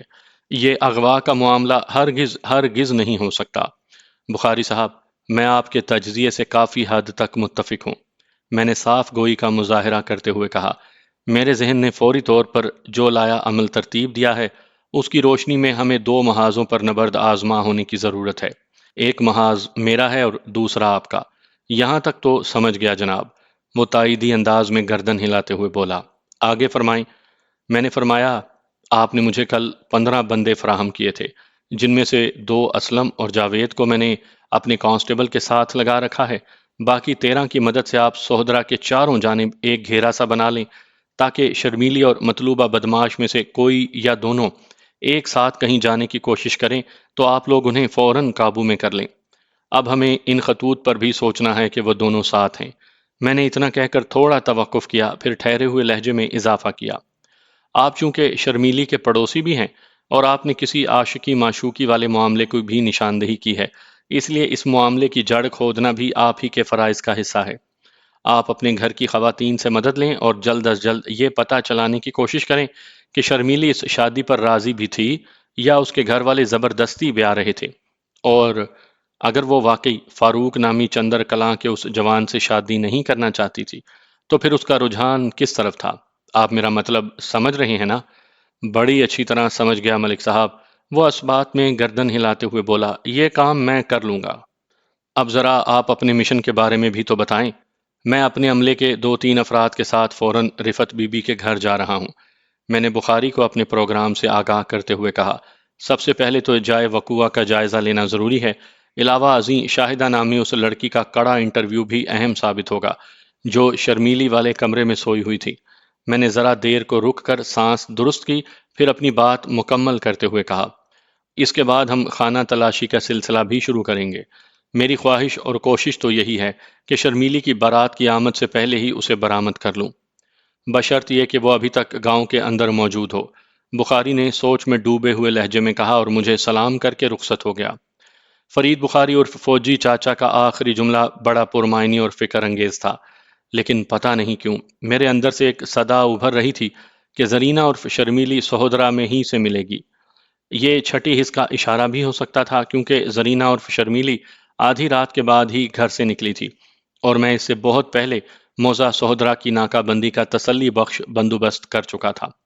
شرمیلی اپنی شادی سے ایک رات پہلے گھر سے غائب ہو گئی تھی، تو اس کا صاف صاف مطلب یہی تھا کہ وہ اس شادی کے لیے راضی نہیں تھی۔ صحیح صورتحال کا اندازہ جائے وقوع پر پہنچنے کے بعد ہی لگایا جا سکتا تھا۔ ماموں والے واقعے میں جن افراد نے حملہ آور کو بہت قریب سے دیکھا تھا، ان کے مطابق اس کا حلیہ کچھ اس طرح کا تھا: عمر 30 سال کے آس پاس، رنگ گورا، قد درمیانہ، جسم مائل با فربہی، ہلکی ہلکی اور باریک سی مونچھیں، دائیں آنکھ کے اوپری حصے میں کسی پرانے زخم کا لگ بھگ 2 انچ لمبا نشان، جیسے کبھی کسی تیز دھار آلے سے اس پر وار کیا گیا ہو۔ علاوہ ازیں اس کی آنکھوں میں سرخی بھی تیرتی بتائی گئی تھی۔ وہ ہاتھ پاؤں کا مضبوط اور ایک غسیلا شخص تھا۔ یہ ایک ایسا حلیہ تھا جو سنتے ہی مجھے ذہن نشین ہو گیا۔ اگر وہ شخص اچانک میرے سامنے آ جاتا تو میں اسے پہچاننے میں ایک لمحہ بھی تاخیر نہ کرتا۔ ایک لحاظ سے یہ بڑا عجیب و غریب کیس تھا۔ شادی والا گھر ماتم کدے کا منظر پیش کر رہا تھا۔ میں لگ بھگ 9 بجے شرمیلی کے گھر میں موجود تھا، اور دلچسپ بلکہ افسوسناک بات یہ تھی کہ وہ گزشتہ رات ہی یہاں سے کہیں اور منتقل ہو چکی تھی۔ آج دن میں ہی کسی بھی وقت اس کی بارات آنے والی تھی۔ چندر کلاں کا ایک نوجوان فاروق احمد شرمیلی کو بیاہ کر اپنے ساتھ لے جانے والا تھا، اور وہ اپنی رخصتی سے پہلے ہی رخصت ہو چکی تھی۔ کہاں، یہ کسی کو معلوم نہیں تھا۔ اپریل کا وسط گرمی کے لحاظ سے کچھ کم ظالم نہیں ہوتا۔ آج کل جون اور جولائی والی قیامت خیزی تو نہیں تھی، پھر بھی لگ پتا رہا تھا۔ ابھی صبح کے 9 ہی بجے تھے اور سورج نے اپنا دیدار ایسے جلالی انداز میں کروایا تھا کہ جسم کا ایک ایک مسام پسینہ اگلنے پر مجبور ہو گیا تھا۔ رفت بی بی اینڈ کمپنی کا گھر 4 بڑے کمروں اور ایک کشادہ صحن پر مشتمل تھا۔ 2 بڑے کمرے گھر کے پچھلے حصے میں پہلو با پہلو بنے ہوئے تھے، ان کے آگے برآمدہ اور پھر سامنے صحن پھیلا ہوا تھا۔ اسی طرح گھر کے سامنے والے حصے میں بھی 2 کمرے بنے ہوئے تھے، جنہیں پہلو با پہلو نہیں کہا جا سکتا تھا کیونکہ ان دونوں کے بیچ میں گھر کا داخلی دروازہ واقع تھا۔ صحن کی ایک دیوار کے ساتھ چند پھلدار اور پھولدار پودے لگے ہوئے تھے، اور دوسری دیوار کے ساتھ ایک قطار میں باتھ روم اور باورچی خانہ تعمیر کیا گیا تھا۔ یہاں پر ایک کونے سے زینہ شروع ہوتا تھا جو باورچی خانے کی چھت کے اوپر سے ہوتے ہوئے کمروں کی چھت تک پہنچتا تھا۔ یہ تمام تر معلومات مجھے گھر کا تفصیلی معائنہ کرنے کے بعد پتہ چلی تھیں۔ رفت بی بی کے دیور افتخار علی نے گھر کے دروازے پر ہمارا استقبال کیا اور ہمیں اندر بیٹھک میں لے گیا۔ یہ سامنے والے 2 کمروں میں سے ایک تھا۔ رفت بی بی بھی فوراً میرے پاس آ گئی اور ایک مرتبہ پھر روحانسے انداز میں مجھ سے التماس کرنے لگی کہ میں جلد از جلد اس کی بیٹی زرینہ عرف شرمیلی کو ڈھونڈ نکالوں۔ میں نے اس کی دکھ درد بری باتیں سماعت کیں، پھر ٹھہرے ہوئے لہجے میں کہا، مجھے کسی بھی قسم کی کارروائی کا آغاز کرنے کے لیے 2 چیزوں کی اشد ضرورت ہے۔ اس کے بغیر میں شرمیلی کی تلاش میں ایک قدم بھی نہیں اٹھا سکوں گا۔ جی بتائیں، کون سی 2 چیزیں؟ رفت نے سوالیہ نظر سے مجھے دیکھا۔ ایک تو میں شرمیلی کی سہیلی شاہدہ سے پوچھ گچھ کرنا چاہتا ہوں، میں نے گہری سنجیدگی سے کہا، جو پچھلی رات شرمیلی کے ساتھ کسی کمرے میں سوئی تھی، اور دوسرے، مجھے وہ کمرہ بھی دکھا دو جہاں سے شرمیلی غائب ہوئی ہے۔ شاہدہ تو تھوڑی دیر پہلے ہی اپنے گھر گئی ہے جی، رفت نے بتایا۔ میں ابھی کسی کو بھیج کر اسے بلا لیتی ہوں اور آپ آئیں میرے ساتھ، میں آپ کو شرمیلی والے کمرے میں لے چلتی ہوں۔ کیا شاہدہ کہیں قریب ہی رہتی ہے؟ میں نے اٹھتے ہوئے سوال کیا۔ جی، ساتھ والے گھر میں، اس نے جواب دیا۔ ایک طرف شاہدہ کا گھر ہے اور دوسری جانب اس مچھل فوجی چاچا کا، جو پچھلی رات تھانے دار بن کر ہمارے گھر میں کسی اجنبی بدماش کو ڈھونڈ رہا تھا۔ میں نے رفت کے گھر میں داخل ہونے سے پہلے گلی میں کھڑے ہو کر مکانوں کی قطار کا ایک سرسری سا جائزہ لیا تھا۔ بخاری کے حوالے سے جس سمت رفت نے اشارہ کیا تھا وہ گلی کا پہلا مکان تھا۔ اس کے ساتھ رفت بی بی کا گھر تھا اور پھر لگ بھگ 12-14 مکان اور تھے گلی میں۔ میں نے رفت بی بی کے میت میں قدم بڑھانے سے پہلے ساتھ آئے ہوئے دونوں کانسٹیبلز کو اشارے سے اپنے پاس آنے کو کہا، پھر انہیں کمرے کے کونے میں لے جا کر دھیمے لہجے میں ضروری ہدایات دینے لگا۔ انہوں نے پوری توجہ سے میری بات سنی اور اسبات میں گردنیں ہلاتے ہوئے رفت بی بی کے گھر سے باہر نکل گئے۔ میں نے انہیں اس گلی کے دونوں کونے سنبھالنے کی تاکید کی تھی اور اس کے ساتھ ہی یہ احکام بھی دیے تھے کہ وہ ایک ایک دروازے پر نظر رکھیں اور کسی بھی قسم کی غیر معمولی بات دیکھیں تو فوراً حرکت میں آ جائیں۔ وہ میرے مقصد کی تہہ میں اتر کر احکام کی تعمیل کے لیے فوراً روانہ ہو گئے تھے۔ ایک بات کا ذکر کرنا میں بھول گیا، اور وہ یہ کہ تھانے سے روانہ ہوتے وقت میں نے 3 افراد کو اپنے ساتھ لے لیا تھا۔ ان میں 2 تو یہی کانسٹیبلز تھے، تجمل حسین اور صفدر علی، اور تیسرا شخص تھا محمد بوٹا۔ محمد بوٹا کا شمار ساٹھا پاٹھا مردوں میں ہوتا تھا۔ وہ ایک جہاں دیدہ اور سرد و گرم چشیدہ شخص تھا۔ اس کی پیشہ ورانہ مہارت کا میں دل و جان سے قائل تھا، اور گاہے بگاہے بوقت ضرورت میں اس کی خدمات حاصل کرتا رہتا تھا۔ جی ہاں، محمد بوٹا ایک مانا ہوا ماہر کھوجی تھا۔ صفدر اور تجمل باہر چلے گئے تو میں نے رفت کو چلنے کا اشارہ کیا۔ افتخار علی بھی میرے ساتھ ہی اٹھ کر کھڑا ہو گیا تھا۔ جب ہم لوگ بیٹھک سے نکل کر گھر کے صحن میں داخل ہوئے تو افتخار علی نے رفت سے مخاطب ہوتے ہوئے کہا، بھابی، آپ تھانے دار صاحب کو شرمیلی والا کمرہ دکھاؤ، میں شاہدہ کو بلانے کسی کو اس کے گھر بھیجتا ہوں۔ ٹھیک ہے۔ رفت اسبات میں گردن ہلا کر آگے بڑھ گئی۔ وہ 4 بڑے کمروں اور ایک کشادہ صحن والا گھر تھا، لیکن ان دنوں چونکہ وہ شادی والا گھر تھا اس لیے مہمانوں کی موجودگی کے باعث بقول شخص کھچا کھچ بھرا ہوا نظر آ رہا تھا۔ میں رفت بی بی کی رہنمائی میں گھر کے عقبی کمروں میں سے ایک کے اندر پہنچ گیا۔ میں نے تھانے میں ہی رفت اور افتخار کو یہ ہدایت کر دی تھی کہ اس کمرے کو لاک کر دیا جائے جہاں رات کو شرمیلی سوئی تھی۔ انہوں نے میری ہدایت پر عمل کیا تھا۔ ابھی رفت نے میرے سامنے ہی کمرے کا تالا کھولا تھا۔ میں محمد بوٹا کے ساتھ مذکورہ کمرے میں داخل ہوا اور ٹھہرے ہوئے لہجے میں کہا، بوٹا جی، وہ لڑکی جس کا کھرا نکالنا ہے وہ پچھلی رات اپنی ایک سہیلی کے ساتھ اس کمرے میں سوئی تھی۔ میں نے اس کی سہیلی کو بلا لیا ہے، آپ کام شروع کریں۔ میرا اشارہ پا کر محمد بوٹا اکڑو زمین پر بیٹھ گیا اور کمرے کے فرش کو عقابی نظروں سے گھورنے لگا۔ اس دوران میں رفت بی بی سے محو گفتگو رہا۔ میں نے اس سے پوچھا، رفت بی بی، آج صبح سب سے پہلے کس کو پتا چلا تھا کہ شرمیلی گھر سے غائب ہے؟ یہ اطلاع تو شاہدہ ہی نے دی تھی، رفت نے بتایا۔ وہ کمرے سے باہر نکلی اور یہ خبر سنائی کہ شرمیلی کمرے میں موجود نہیں۔ پھر آپ لوگوں نے کیا کیا تھا؟ یہ خبر سنتے ہی ہم پریشان ہو گئے تھے، اس نے جواب دیا۔ ہم نے شرمیلی کو پورے گھر میں تلاش کیا لیکن وہ کہیں بھی نہ ملی، تو آس پڑوس کے گھروں سے بھی پوچھ کر دیکھ لیا مگر… وہ ٹوٹے ہوئے انداز میں جملہ نامکمل چھوڑ کر خاموش ہوئی تو میں نے پوچھا، رات کو شرمیلی اور شاہدہ نے کمرے کے دروازے کو بند کر لیا تھا یا کھلے ہوئے دروازے کے ساتھ ہی سوئی تھیں؟ انہوں نے دروازہ بھیڑ دیا تھا، رفت نے جواب دیا، لیکن نہ تو بند کیا تھا اور نہ ہی اندر سے کنڈی لگائی تھی۔ جب تمہیں پتا چلا کہ شرمیلی گھر سے غائب ہو چکی ہے تو اس وقت تمہارا بیرونی دروازہ بند تھا یا کھلا؟ میں نے ایک نہایت ہی اہم سوال کیا۔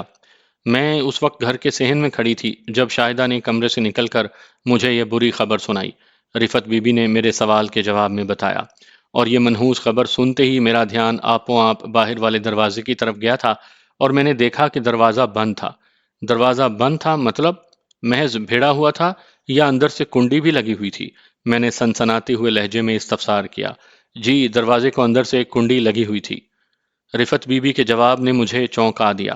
گھر کے داخلی دروازے کو اندر سے کنڈی لگے ہونے کا مطلب یہ تھا کہ شرمیلی اس دروازے کے راستے گھر سے باہر نہیں نکلی تھی، یا پھر گھر کے کسی فرد کی مدد سے وہ غائب ہوئی تھی جس نے اس کے جانے کے بعد بیرونی دروازے کی پھر سے کنڈی بند کر دی تھی، اور یہ کام شاہدہ کا بھی ہو سکتا تھا۔ آخری جملہ میرے ذہن کی پیداوار تھا اور اس کے اندر بے پناہ سنسنی بھری ہوئی تھی۔ شاہدہ شرمیلی کی رازدار سہیلی تھی۔ اگر شرمیلی نے گھر سے بھاگنے کا پروگرام بنایا ہوا تھا تو عین ممکن تھا کہ اس نے اپنی رازدار سہیلی کو بھی اپنے منصوبے سے آگاہ کر رکھا ہو تاکہ اس کی مدد سے اپنے منصوبے کو کامیابی سے ہمکنار کر سکے۔ اس سے پہلے کہ میں رفت بی بی سے مزید کوئی سوال پوچھتا، افتخار علی شاہدہ کو لے کر وہاں پہنچ گیا۔ مجھے لامحالہ شاہدہ کی طرف متوجہ ہونا پڑا۔ میں نے کھوجی بابا محمد بوٹا سے مخاطب ہوتے ہوئے کہا، بوٹا جی، یہ ہے گمشدہ دلہن کی سہیلی شاہدہ، جو پچھلی رات اس کمرے میں موجود تھی۔ آپ ذرا اس کے پاؤں کا کھرا بھی چیک کر لو۔ اس بچی کا کھرا تو میں چیک کر لیتا ہوں کیونکہ یہ میرے سامنے موجود ہے، محمد بوٹا نے میری جانب دیکھتے ہوئے کہا۔ مجھے اس لڑکی کی کوئی چپل یا جوتی چاہیے جسے تلاش کرنا ہے۔ وہ لمحاتی توقف کر کے کھانسا اور پھر سرسری انداز میں بولا، میں نے اس کمرے میں لگ بھگ 10 افراد کے کھرے الگ الگ پہچان لیے ہیں۔ اب یہ پتہ چلانا ہے کہ غائب ہونے والی دلہن کا کھرا ان میں سے کون سا ہے۔ پھر وہ شاہدہ کی طرف دیکھتے ہوئے مستفسر ہوا، دلہن رات کو کس بستر پر سوئی تھی؟ اس کمرے میں 2 چارپائیاں پہلو با پہلو بچھی ہوئی تھیں جن پر بستر بھی لگے ہوئے نظر آ رہے تھے۔ ظاہر ہے ان میں سے ایک چارپائی پر شرمیلی اور دوسری پر شاہدہ سوئی ہوگی۔ شاہدہ نے دیوار کی جانب والی چارپائی کی طرف اشارہ کرتے ہوئے بتایا، جی شرمیلی رات کو اس چارپائی پر سوئی تھی۔ ہم محمد بوٹا معنی خیز انداز میں ہنکارا بھر کر ایک مرتبہ پھر زمین کا جائزہ لینے لگا، پھر سیدھا کھڑا ہوتے ہوئے بولا، لائیں جی دلہن کے پاؤں کی کوئی جوتی۔ رفت نے فوراً محمد بوٹے کی فرمائش پوری کر دی۔ میں نے شاہدہ کو محمد بوٹے کے حوالے کرتے ہوئے کہا، بوٹا جی آپ اس کمرے میں کھرے وغیرہ کی تحقیق مکمل کر لو، اتنی دیر میں رفت بی بی سے چند باتیں کر لیتا ہوں۔ اس نے سرسری انداز میں سر ہلایا اور اپنے کام میں جت گیا۔ میں رفت بی بی کو لے کر واپس بیٹھک میں آ گیا۔ افتخار علی سایہ بن کر ہمارے ساتھ ادھر سے ادھر آ جا رہا تھا، چنانچہ وہ بھی ہمارے پیچھے ہی وہاں پہنچ گیا۔ بیٹھک میں اس وقت ہم تینوں کے سوا اور کوئی بھی نہیں تھا۔ میں نے سنجیدہ نظر سے باری باری ان دونوں کو دیکھا، پھر ٹھہرے ہوئے لہجے میں کہا، رفت بی بی، شرمیلی کے باپ کو بھی یہاں بلا لو، میں بہت ہی اہم بات کرنے والا ہوں۔ نیاز علی ابھی تک مجھے کہیں نظر نہیں آیا، وہ ہے کہاں؟ تھانے دار صاحب، آپ کی آمد سے چند منٹ پہلے ہی تو میں نے بھائی صاحب کو ایک بندے کے ساتھ ڈاکٹر کے کلینک بھیجا ہے۔ افتخار علی جلدی سے بولا، شرمیلی کی گمشدگی سے وہ ڈھہ گئے ہیں۔ میں تو ڈاکٹر کو گھر پر بلانا چاہتا تھا لیکن بھائی جی ہی نہیں مانے۔ آپ کو جو بھی کہنا ہے ہم سے کہہ لیں، رفت جلدی سے بولی۔ ٹھیک ہے، میں نے اس بات میں سر ہلایا اور ان کے چہروں کا جائزہ لیتے ہوئے کہا، ابھی میں آپ لوگوں سے جو 2-3 سوالات پوچھنے والا ہوں ان کا سچا اور کھرا جواب دینا ہے، ورنہ بڑی گڑبڑ ہو جائے گی کیونکہ میں نے دانستہ جملہ ادھورا چھوڑا، پھر ڈرامائی لہجہ اختیار کرتے ہوئے کہا، کیونکہ میں اس بارے میں کافی کچھ جانتا ہوں۔ یہ آخری جملہ میری طرف سے ایک نفسیاتی چال تھی، حالانکہ میں کسی بھی حوالے سے قطعاً کچھ بھی نہیں جانتا تھا۔ وہ دونوں تشویش بھری نظروں سے مجھے تکنے لگے، پھر افتخار علی نے الجھن زدہ لہجے میں پوچھا، ایسی کیا بات ہے تھانے دار جی؟ کیا شرمیلی اس شادی کے لیے دل سے راضی تھی؟ میرے سوال نے انہیں بری طرح چونکا دیا۔ انہوں نے ہڑبڑائی ہوئی نگاہوں سے ایک دوسرے کو دیکھا، پھر یکے بعد دیگرے میری جانب دیکھتے ہوئے متعاملانہ انداز میں بولے، جی کیا مطلب ہے آپ کا؟ ان کی گھبراہٹ نے بڑے واضح انداز میں مجھے بتا دیا کہ محض دال میں کچھ کالا ہی نہیں بلکہ پوری دال ہی کالی ہے۔ فوجی چاچا کی بجائی ہوئی بات اس موقع پر بہت کام آ رہی تھی۔ میرا مطلب وہی ہے جو آپ دونوں بڑی اچھی طرح سمجھ چکے ہیں، میں نے ایک ایک لفظ پر زور دیتے ہوئے کہا۔ مجھے پتا چلا ہے شرمیلی فاروق احمد سے شادی نہیں کرنا چاہتی تھی بلکہ اسے اور کوئی لڑکا پسند تھا۔ آپ کو کسی نے بہت غلط بتایا ہے تھانے دار جی، افتخار علی نے سچویشن کو سنبھالنے کی کوشش کرتے ہوئے کہا، ہماری شرمیلی ایسی بچی نہیں تھی جناب۔ وہ ایسی تھی یا نہیں، میں 2 منٹ میں آپ کی نظروں کے سامنے کھول کر رکھ دوں گا، میں نے خاصے سخت لہجے میں کہا۔ شاہدہ شرمیلی کی رازدار سہیلی ہے نا، یہ تو اس کے ہر چھوٹے بڑے معاملے سے اچھی طرح واقف ہوگی۔ جب میں تھانے لے جا کر اس سے تفتیش کروں گا تو دودھ کا دودھ اور پانی کا پانی الگ ہو جائے گا۔ آپ لوگ مجھے سختی کا راستہ اختیار کرنے پر مجبور نہ کریں تو اچھا ہی ہے۔ میری ان دھمکیاں میز الفاظ نے ان دونوں کے مزاجوں پر خاطر خواہ اثر ڈالا۔ رفت کی پریشانی ان لمحات میں 7ویں آسمان کو چھو رہی تھی۔ وہ اپنے دیور کی طرف دیکھتے ہوئے سراسیمہ لہجے میں بولی، افتخار، میرا خیال ہے تھانے دار جی کو سب کچھ سچ سچ بتا دینا چاہیے۔ یہ ہمارے ہمدرد ہیں اور شرمیلی کو ڈھونڈنے میں ہماری مدد کرنا چاہتے ہیں۔ گویا بلی تھیلے سے باہر آ گئی تھی۔ میں نے تنزیہ نظر سے افتخار علی کی طرف دیکھا اور چبھتے ہوئے لہجے میں کہا، افتخار علی، تم سے کہیں زیادہ سمجھدار تو تمہاری یہ بھابھی ہے، جسے دوست اور دشمن کی بخوبی پہچان ہے۔ میں نے تو جی، وہ کھسیاہٹ بھرے انداز میں بولا، گھر کا پیٹ چھپانے کی کوشش کی تھی۔ جب بھابھی کو کوئی اعتراض نہیں ہے تو پھر اسی کی زبانی سن لیں آپ یہ کہانی بھی۔ کہانی تو میں رفت بی بی کی زبانی سن ہی لوں گا افتخار علی، میں نے گہری سنجیدگی سے کہا، لیکن آج تم بھی میری ایک بات بڑی مضبوطی سے اپنے پلے باندھ لو، زندگی میں کبھی کام آئے گی۔ وہ متذبذب نظر سے مجھے دیکھتے ہوئے بولا، کون سی بات جناب؟ یہ بات کہ، میں نے اس کی آنکھوں میں دیکھتے ہوئے کہا، تھانے دار اپنے حدود میں آنے والے علاقے کی دائی ہوتا ہے، لہٰذا اس سے پیٹ چھپا کر کسی بھی گھر کا مسئلہ حل نہیں کیا جا سکتا۔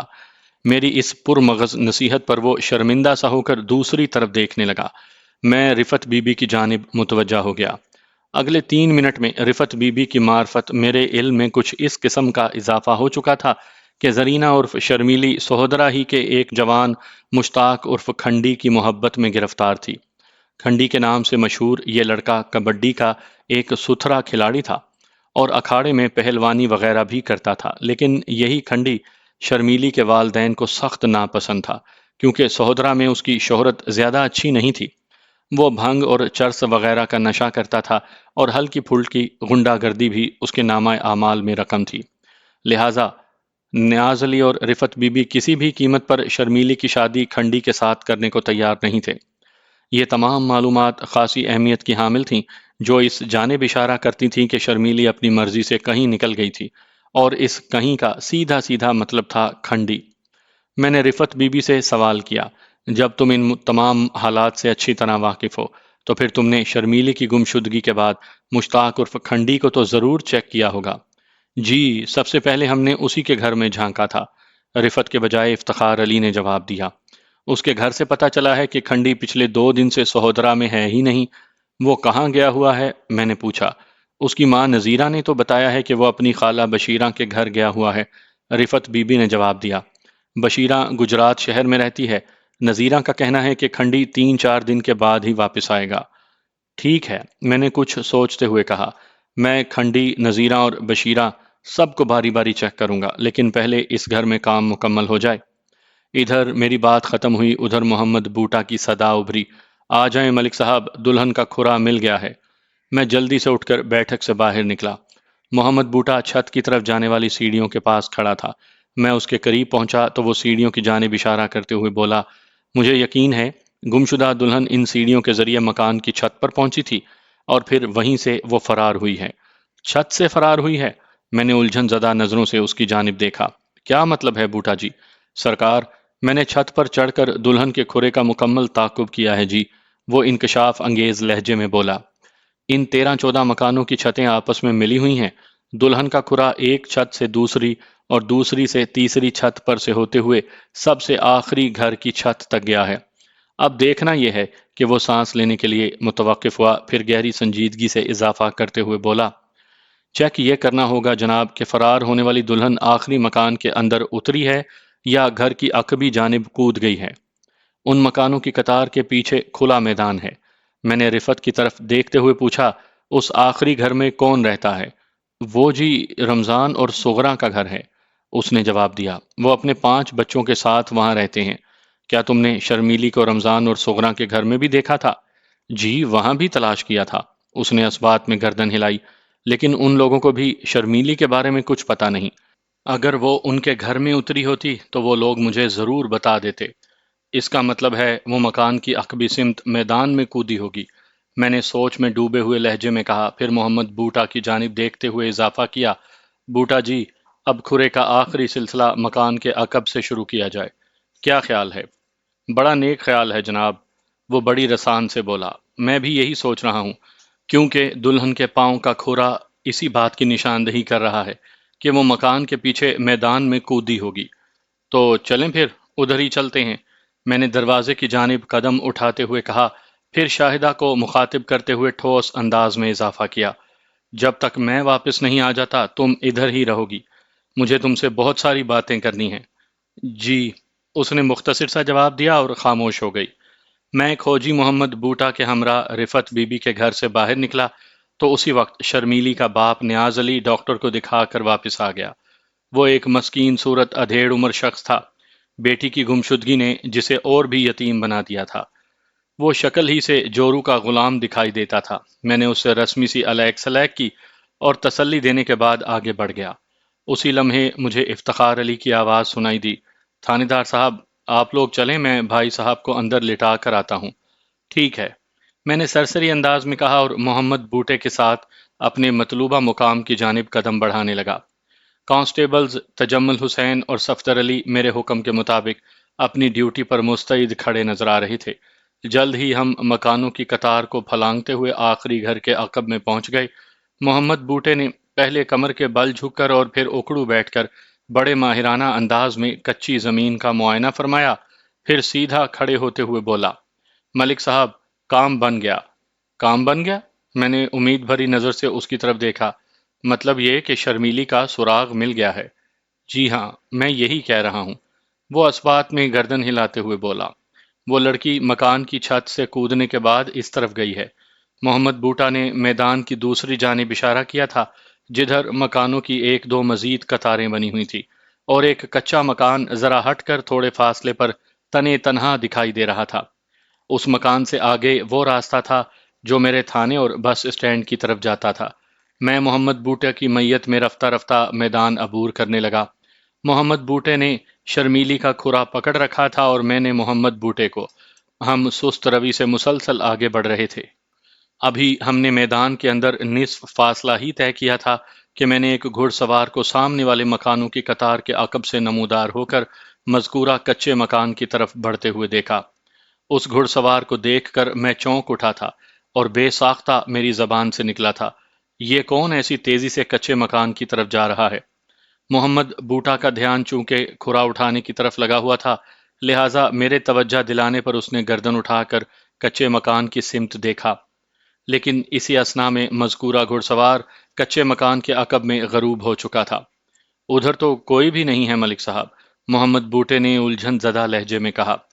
پہلے تھا، اب نہیں ہے، میں نے پرسوچ انداز میں کہا۔ وہ تیز رفتاری سے گھوڑا دوڑاتے ہوئے ان مکانوں کے پیچھے سے نکلا تھا اور کچے مکان کے پیچھے غائب ہو گیا تھا۔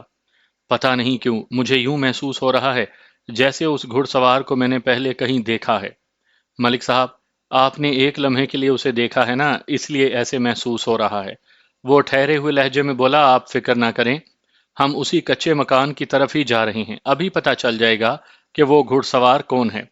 ہم کچے مکان کی طرف کیوں جا رہے ہیں بوٹا جی؟ میں نے چونکے ہوئے لہجے میں پوچھا۔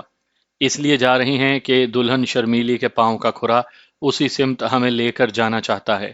وہ گہری سنجیدگی سے بولا، میرا تجربہ بتا رہا ہے کہ اس میدان سے گزرتے ہوئے وہ لڑکی اسی کچے مکان کی طرف گئی ہے۔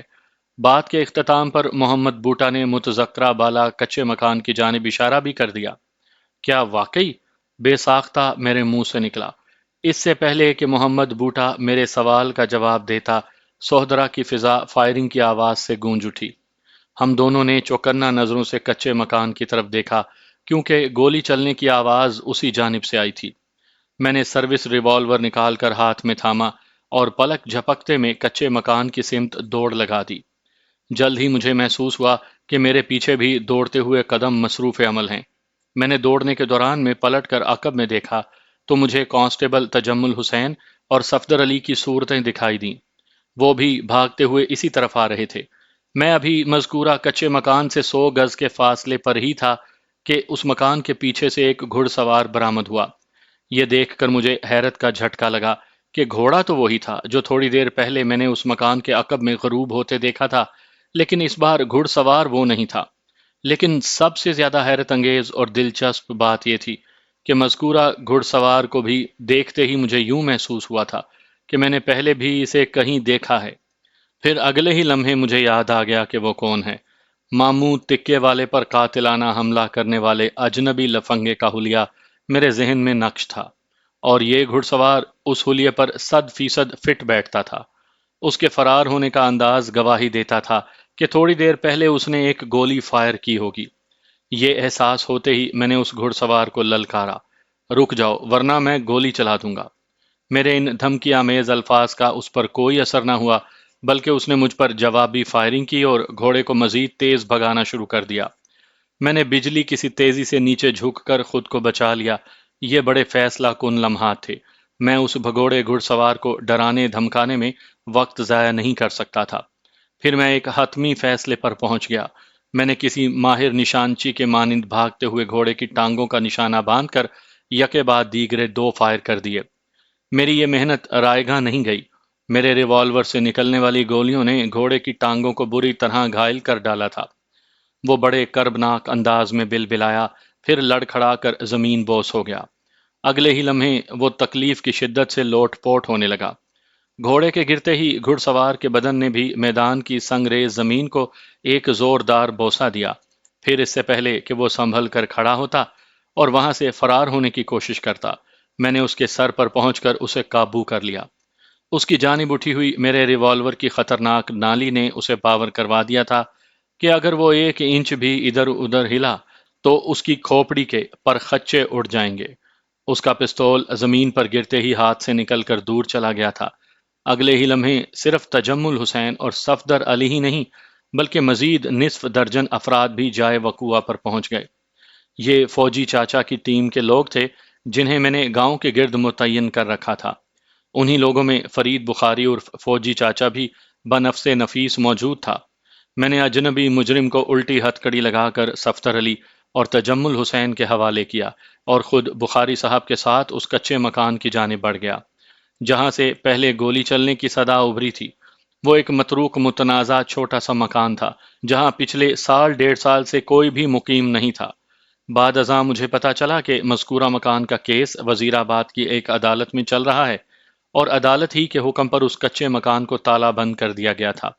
لیکن موجودہ حالات چیخ چیخ کر اس حقیقت کی گواہی دے رہے تھے کہ اس مکان کو غلط مقاصد کے لیے استعمال کیا گیا تھا۔ ہم جیسے ہی مکان کے اندر داخل ہوئے، صورتحال کھل کر سامنے آ گئی۔ 2 کمروں والے اس مکان کے کچے صحن میں افتخار علی کی لاش پڑی تھی۔ اس کے سینے سے ابلنے والے خون نے اسے نہلا سا دیا تھا۔ اسی لمحے مجھے یاد آ گیا کہ تھوڑی دیر پہلے میں نے افتخار علی ہی کو گھوڑے پر سوار اس مکان کے پیچھے غروب ہوتے دیکھا تھا۔ دراصل مذکورہ مکان کی پشت میدان کی سمت تھی اور سامنے والا حصہ اس راستے کی جانب تھا جو تھانے کی طرف جاتا تھا۔ کمروں کی تلاشی بڑی سود مند ثابت ہوئی۔ ایک کمرے میں سے شرمیلی بازیاب ہو گئی، لیکن انتہائی خراب حالت میں۔ اس کے ہاتھ پاؤں اور کمر کو رسی کی مدد سے ایسا کس کر باندھا گیا تھا کہ وہ اپنی مرضی سے 1 انچ حرکت بھی نہیں کر سکتی تھی۔ اس کے منہ میں بھی کپڑا ٹھوس کر بند کر دیا گیا تھا تاکہ وہ اس بہیمانہ سلوک پر صدائے احتجاج بلند کرنے کے قابل نہ رہے۔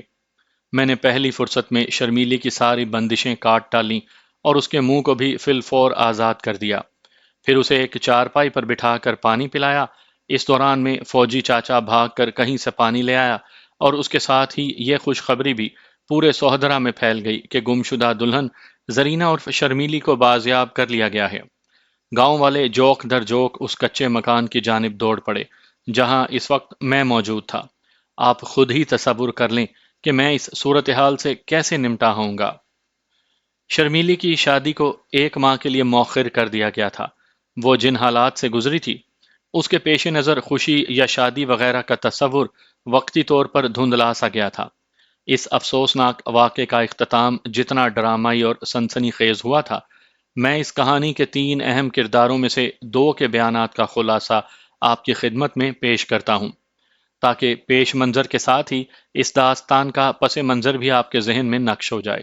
میں نے جن 2 کرداروں کا ذکر کیا ہے ان میں سے ایک تو ہے زرینہ عرف شرمیلی اور دوسرا ہے یعقوب عرف کوبا۔ جی ہاں، یہ کوبا وہی نامراد شخص ہے جس نے پچھلی رات ماموں تکے والے کو شدید زخمی کر دیا تھا۔ اس کہانی کے تیسرے اہم کردار کا محض ذکر ہی کیا جا سکتا ہے کیونکہ اب وہ کسی بیان شان کے قابل نہیں رہا تھا۔ میرا اشارہ افتخار علی کی جانب ہے۔ شرمیلی کے مطابق اسے دن میں ایک چھوٹے بچے کے ہاتھ ایک چٹھی ملی تھی۔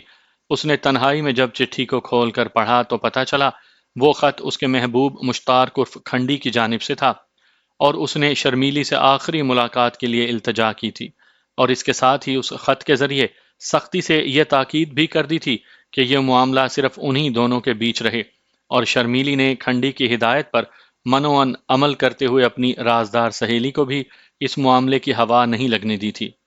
اگلے دن اس کی رخصتی تھی، اور وہ بھی سہودرا چھوڑنے سے پہلے ایک بار اپنے محبوب سے اچھی طرح مل لینا چاہتی تھی۔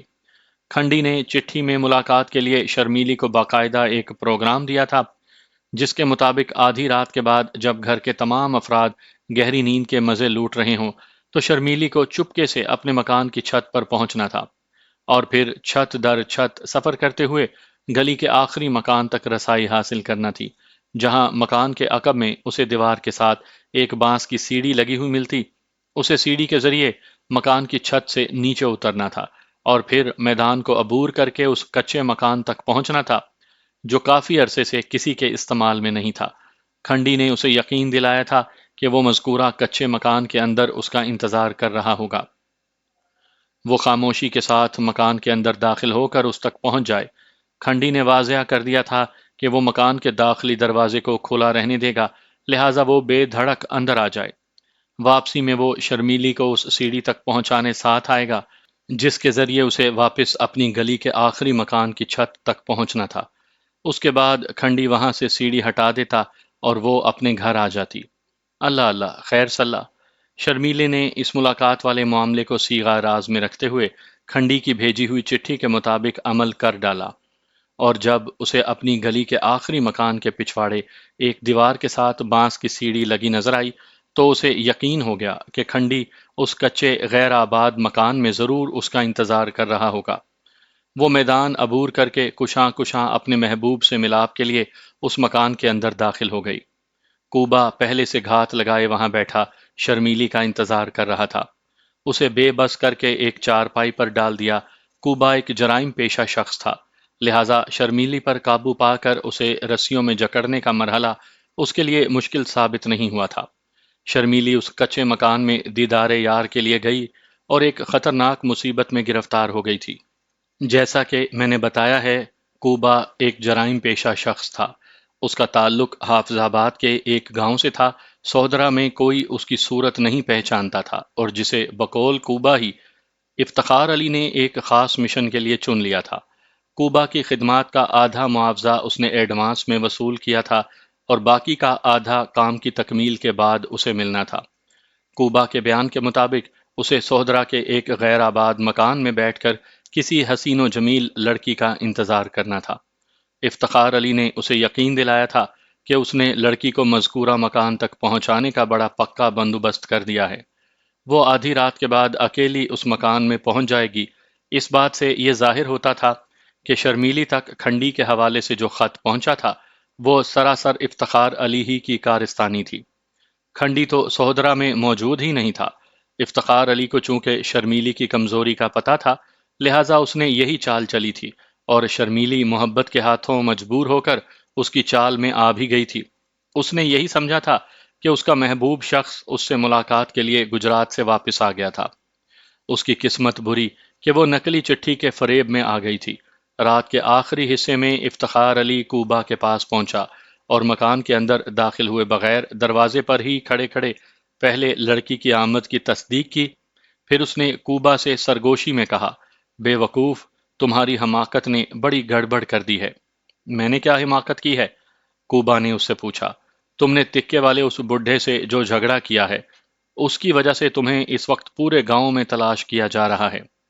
افتخار نے پریشان لہجے میں بتایا، مجھے تو یہاں تک بھی پتہ چل چکا ہے کہ پولیس نے سہودرا سے باہر جانے والے راستوں کی ناکہ بندی کر دی ہے، لہٰذا مجھے اپنے پروگرام میں تھوڑی تبدیلی کرنی پڑے گی۔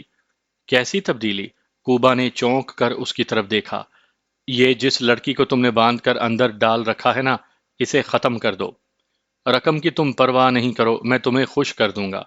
افتخار علی نے بڑے مضبوط لہجے میں کہا، اب میں کل صبح ہی تمہارے پاس آؤں گا۔ کام ہو جانا چاہیے۔ میں تمہیں باقی کی رقم دے کر یہ بھی بتاؤں گا کہ تم کس محفوظ راستے کے ذریعے سہودرا سے باہر جا سکتے ہو۔ میں اس سلسلے میں ساری معلومات حاصل کر لوں گا۔ کوبا نے اسے یقین دلایا کہ اس کے کہے پر منو ان عمل کیا جائے گا۔ افتخار مطمئن ہو کر واپس چلا گیا، لیکن کوبا اس کے احکام پر مطمئن نہیں تھا، پتہ نہیں کیوں۔ وہ شرمیلی کو قتل نہیں کرنا چاہتا تھا۔ شرمیلی اسے بہت اچھی لگی تھی۔ اس نے سوچا کہ جب افتخار علی صبح اس کے پاس آئے گا تو وہ اسے کوئی چکر دے کر لڑکی کو اپنے ساتھ اٹھا کر لے جائے گا۔ اس کا جو بھی نتیجہ نکلتا وہ بھگتنے کو تیار تھا۔ اگلی صبح صورتحال ہی بدل گئی۔ ایک تو میں نے رات ہی کو اجنبی بدماش یعنی کوبا کی تلاش کے لیے خاصی لمبی چوڑی کاروائی ڈال دی تھی۔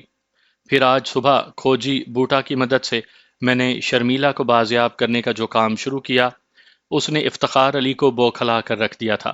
اس کی سمجھ میں نہیں آ رہا تھا کہ وہ کیا کرے۔ اس بات کا تو اسے بخوبی اندازہ ہو گیا تھا کہ میری تحقیق و تفتیش بہت جلد مجھے اس کچے مکان تک پہنچا دے گی جہاں کوبا موجود تھا۔ اگر کوبا پولیس کے ہتھے چڑھ جاتا تو افتخار علی کا کچا چٹھا کھل جانا تھا۔ لہٰذا جیسے ہی اسے موقع ملا وہ ایک سنگین فیصلے کے ساتھ کوبا کی جانب روانہ ہوا۔ کوبے نے مجھے بتایا کہ صبح ہی سے کئی بار اس کے جی میں آئی تھی کہ وہ باقی رقم کو بھول کر شرمیلی کے ساتھ کہیں فرار ہو جائے، لیکن اس کی بدمعاشانہ سوچ نے اسے اس غلطی سے بھی باز رکھا۔ اس کے دماغ نے سمجھایا کہ اپنے کام کا پورا معاوضہ وصول کرنا چاہیے۔ اگر جیب میں نوٹ بھرے ہوں تو ایک سے ایک حسین لڑکی اس کے قدموں میں اپنی جوانی لٹا دے گی۔ اس موقع پر دل نے بڑی گہری چال چلی۔ اس نے دماغ کی نصیحت کا توڑ کرنے کے لیے یہ پٹی پڑھائی: افتخار علی سے رقم وصول کرو، اس کے سر میں چوٹ لگا کر اسے ادھر ہی گراؤ اور لڑکی کو لے کر جدھر جی چاہے نکل جاؤ۔ دولت اور لڑکی دونوں ہاتھ آنی چاہیے۔ اس کے دل اور دماغ میں جو مختلف خیالات گڈمڈ ہو رہے تھے انہوں نے کوبا کو الجھا کر رکھ دیا تھا، اور اسی سوچ بچار میں وہ افتخار علی کا انتظار کرنے لگا۔ افتخار علی ایک مختلف ذہن کے ساتھ اس کے پاس پہنچا اور مکان کے اندر داخل ہونے سے پہلے ہی اس نے سوال کیا۔ اس نے اپنے لہجے کو بہت دھیما رکھا تھا۔ لڑکی کا کام کر دیا ہے نا؟ رات ہی کو کر دیا تھا، کوبا نے جواب دیا۔ اب لاؤ میری باقی کی رقم۔ باقی رقم تمہیں جہنم میں پہنچ کر ملے گی۔ یہ کہتے ہوئے افتخار علی نے پستول نکال لیا۔ کوبا بھونچکا رہ گیا۔ سرسراتی ہوئی آواز میں اس نے پوچھا، کیا مطلب؟ پولیس نے لڑکی کا سراغ لگا لیا ہے، وہ 10 منٹ کے بعد یہاں پہنچ جائے گی، افتخار علی نے صفاقی سے کہا۔ اگر تم ان کے ہتھے چڑھ گئے تو میرا بھانڈا پھوٹ جائے گا، اس لیے میں پولیس کی آمد سے پہلے ہی تمہیں جہنم روانہ کر رہا ہوں۔ موت کو سامنے دیکھ کر انسان دنیا کا ہر عیش و آرام بھول جاتا ہے اور اسے اپنی بقا کے سوا کچھ نہیں سوجتا۔ ان لمحات میں کوبا بھی رقم اور لڑکی کو فراموش کر بیٹھا تھا۔ وہ چیتے کی مانند افتخار علی پر جھپٹا اور اس کے گولی چلانے سے پہلے ہی اس کا پستول چھین لیا۔ پھر ایک لمحہ ضائع کیے بغیر اس نے افتخار علی کے سینے میں گولی اتاری اور اسی کے گھوڑے پر سوار ہو کر وہاں سے فرار ہونے کی کوشش کی۔ اس کے بعد جو واقعات پیش آئے ان کا احوال آپ میری زبانی پہلے ہی سن چکے ہیں۔ افتخار علی اب اس دنیا میں باقی نہیں تھا جو کسی تصدیق یا تردید کے لیے اس سے سوال و جواب کیے جاتے۔ اس تمام تر بکھیڑے کے اختتام پر میں نے رفعت بی بی سے صرف ایک ہی سوال کیا تھا: افتخار علی کی آپ لوگوں کے ساتھ ایسی کون سی دشمنی تھی کہ اس نے شادی سے ایک دن پہلے اپنی سگی بھتیجی کے ساتھ یہ سلوک کیا؟ اللہ تعالیٰ شاید نیاز علی کو کوئی سبق سکھانا چاہتا تھا۔ وہ گھمبیر انداز میں بولی، سانپ کے بچے کو چاہے کتنا بھی دودھ پلا دو، وہ ڈسنے سے باز نہیں آتا۔ اس فلسفے کے بعد رفعت بی بی نے مجھے ایک واقعہ سنایا جس کا خلاصہ چند سطروں میں کچھ یوں ہے۔ نیاز علی اور افتخار علی میں شرمیلی کے رشتے پر انبن ہو گئی تھی۔ افتخار علی شرمیلی کو اپنی بہو بنانا چاہتا تھا، لیکن رفعت نے صاف انکار کر دیا۔ لگ بھگ 1 سال تک دونوں بھائیوں میں شدید مخالفت رہی۔ اب نیاز علی ہی کی منت خوشامد کے بعد یہ تعلقات بحال ہوئے تھے۔ افتخار نے اوپری دل سے صلح تو کر لی تھی، لیکن موقع ملتے ہی وہ بس گھولنے سے باز نہیں آیا تھا۔ وہ شرمیلی کو منظر سے غائب کر کے رفعت بی بی کو ذلیل و رسوا کرنا چاہتا تھا۔ یہ رفعت بی بی کا نقطہ نظر تھا۔ اگر افتخار علی زندہ ہوتا تو میں اس کا موقف بھی جان سکتا تھا۔ چونکہ ایسا ممکن نہیں رہا تھا، لہٰذا مجھے رفعت بی بی اور یعقوب عرف کوبا کے بیانات پر یقین کرنا پڑا، اور ان دونوں کے بیانات آپس میں لگا کھاتے تھے۔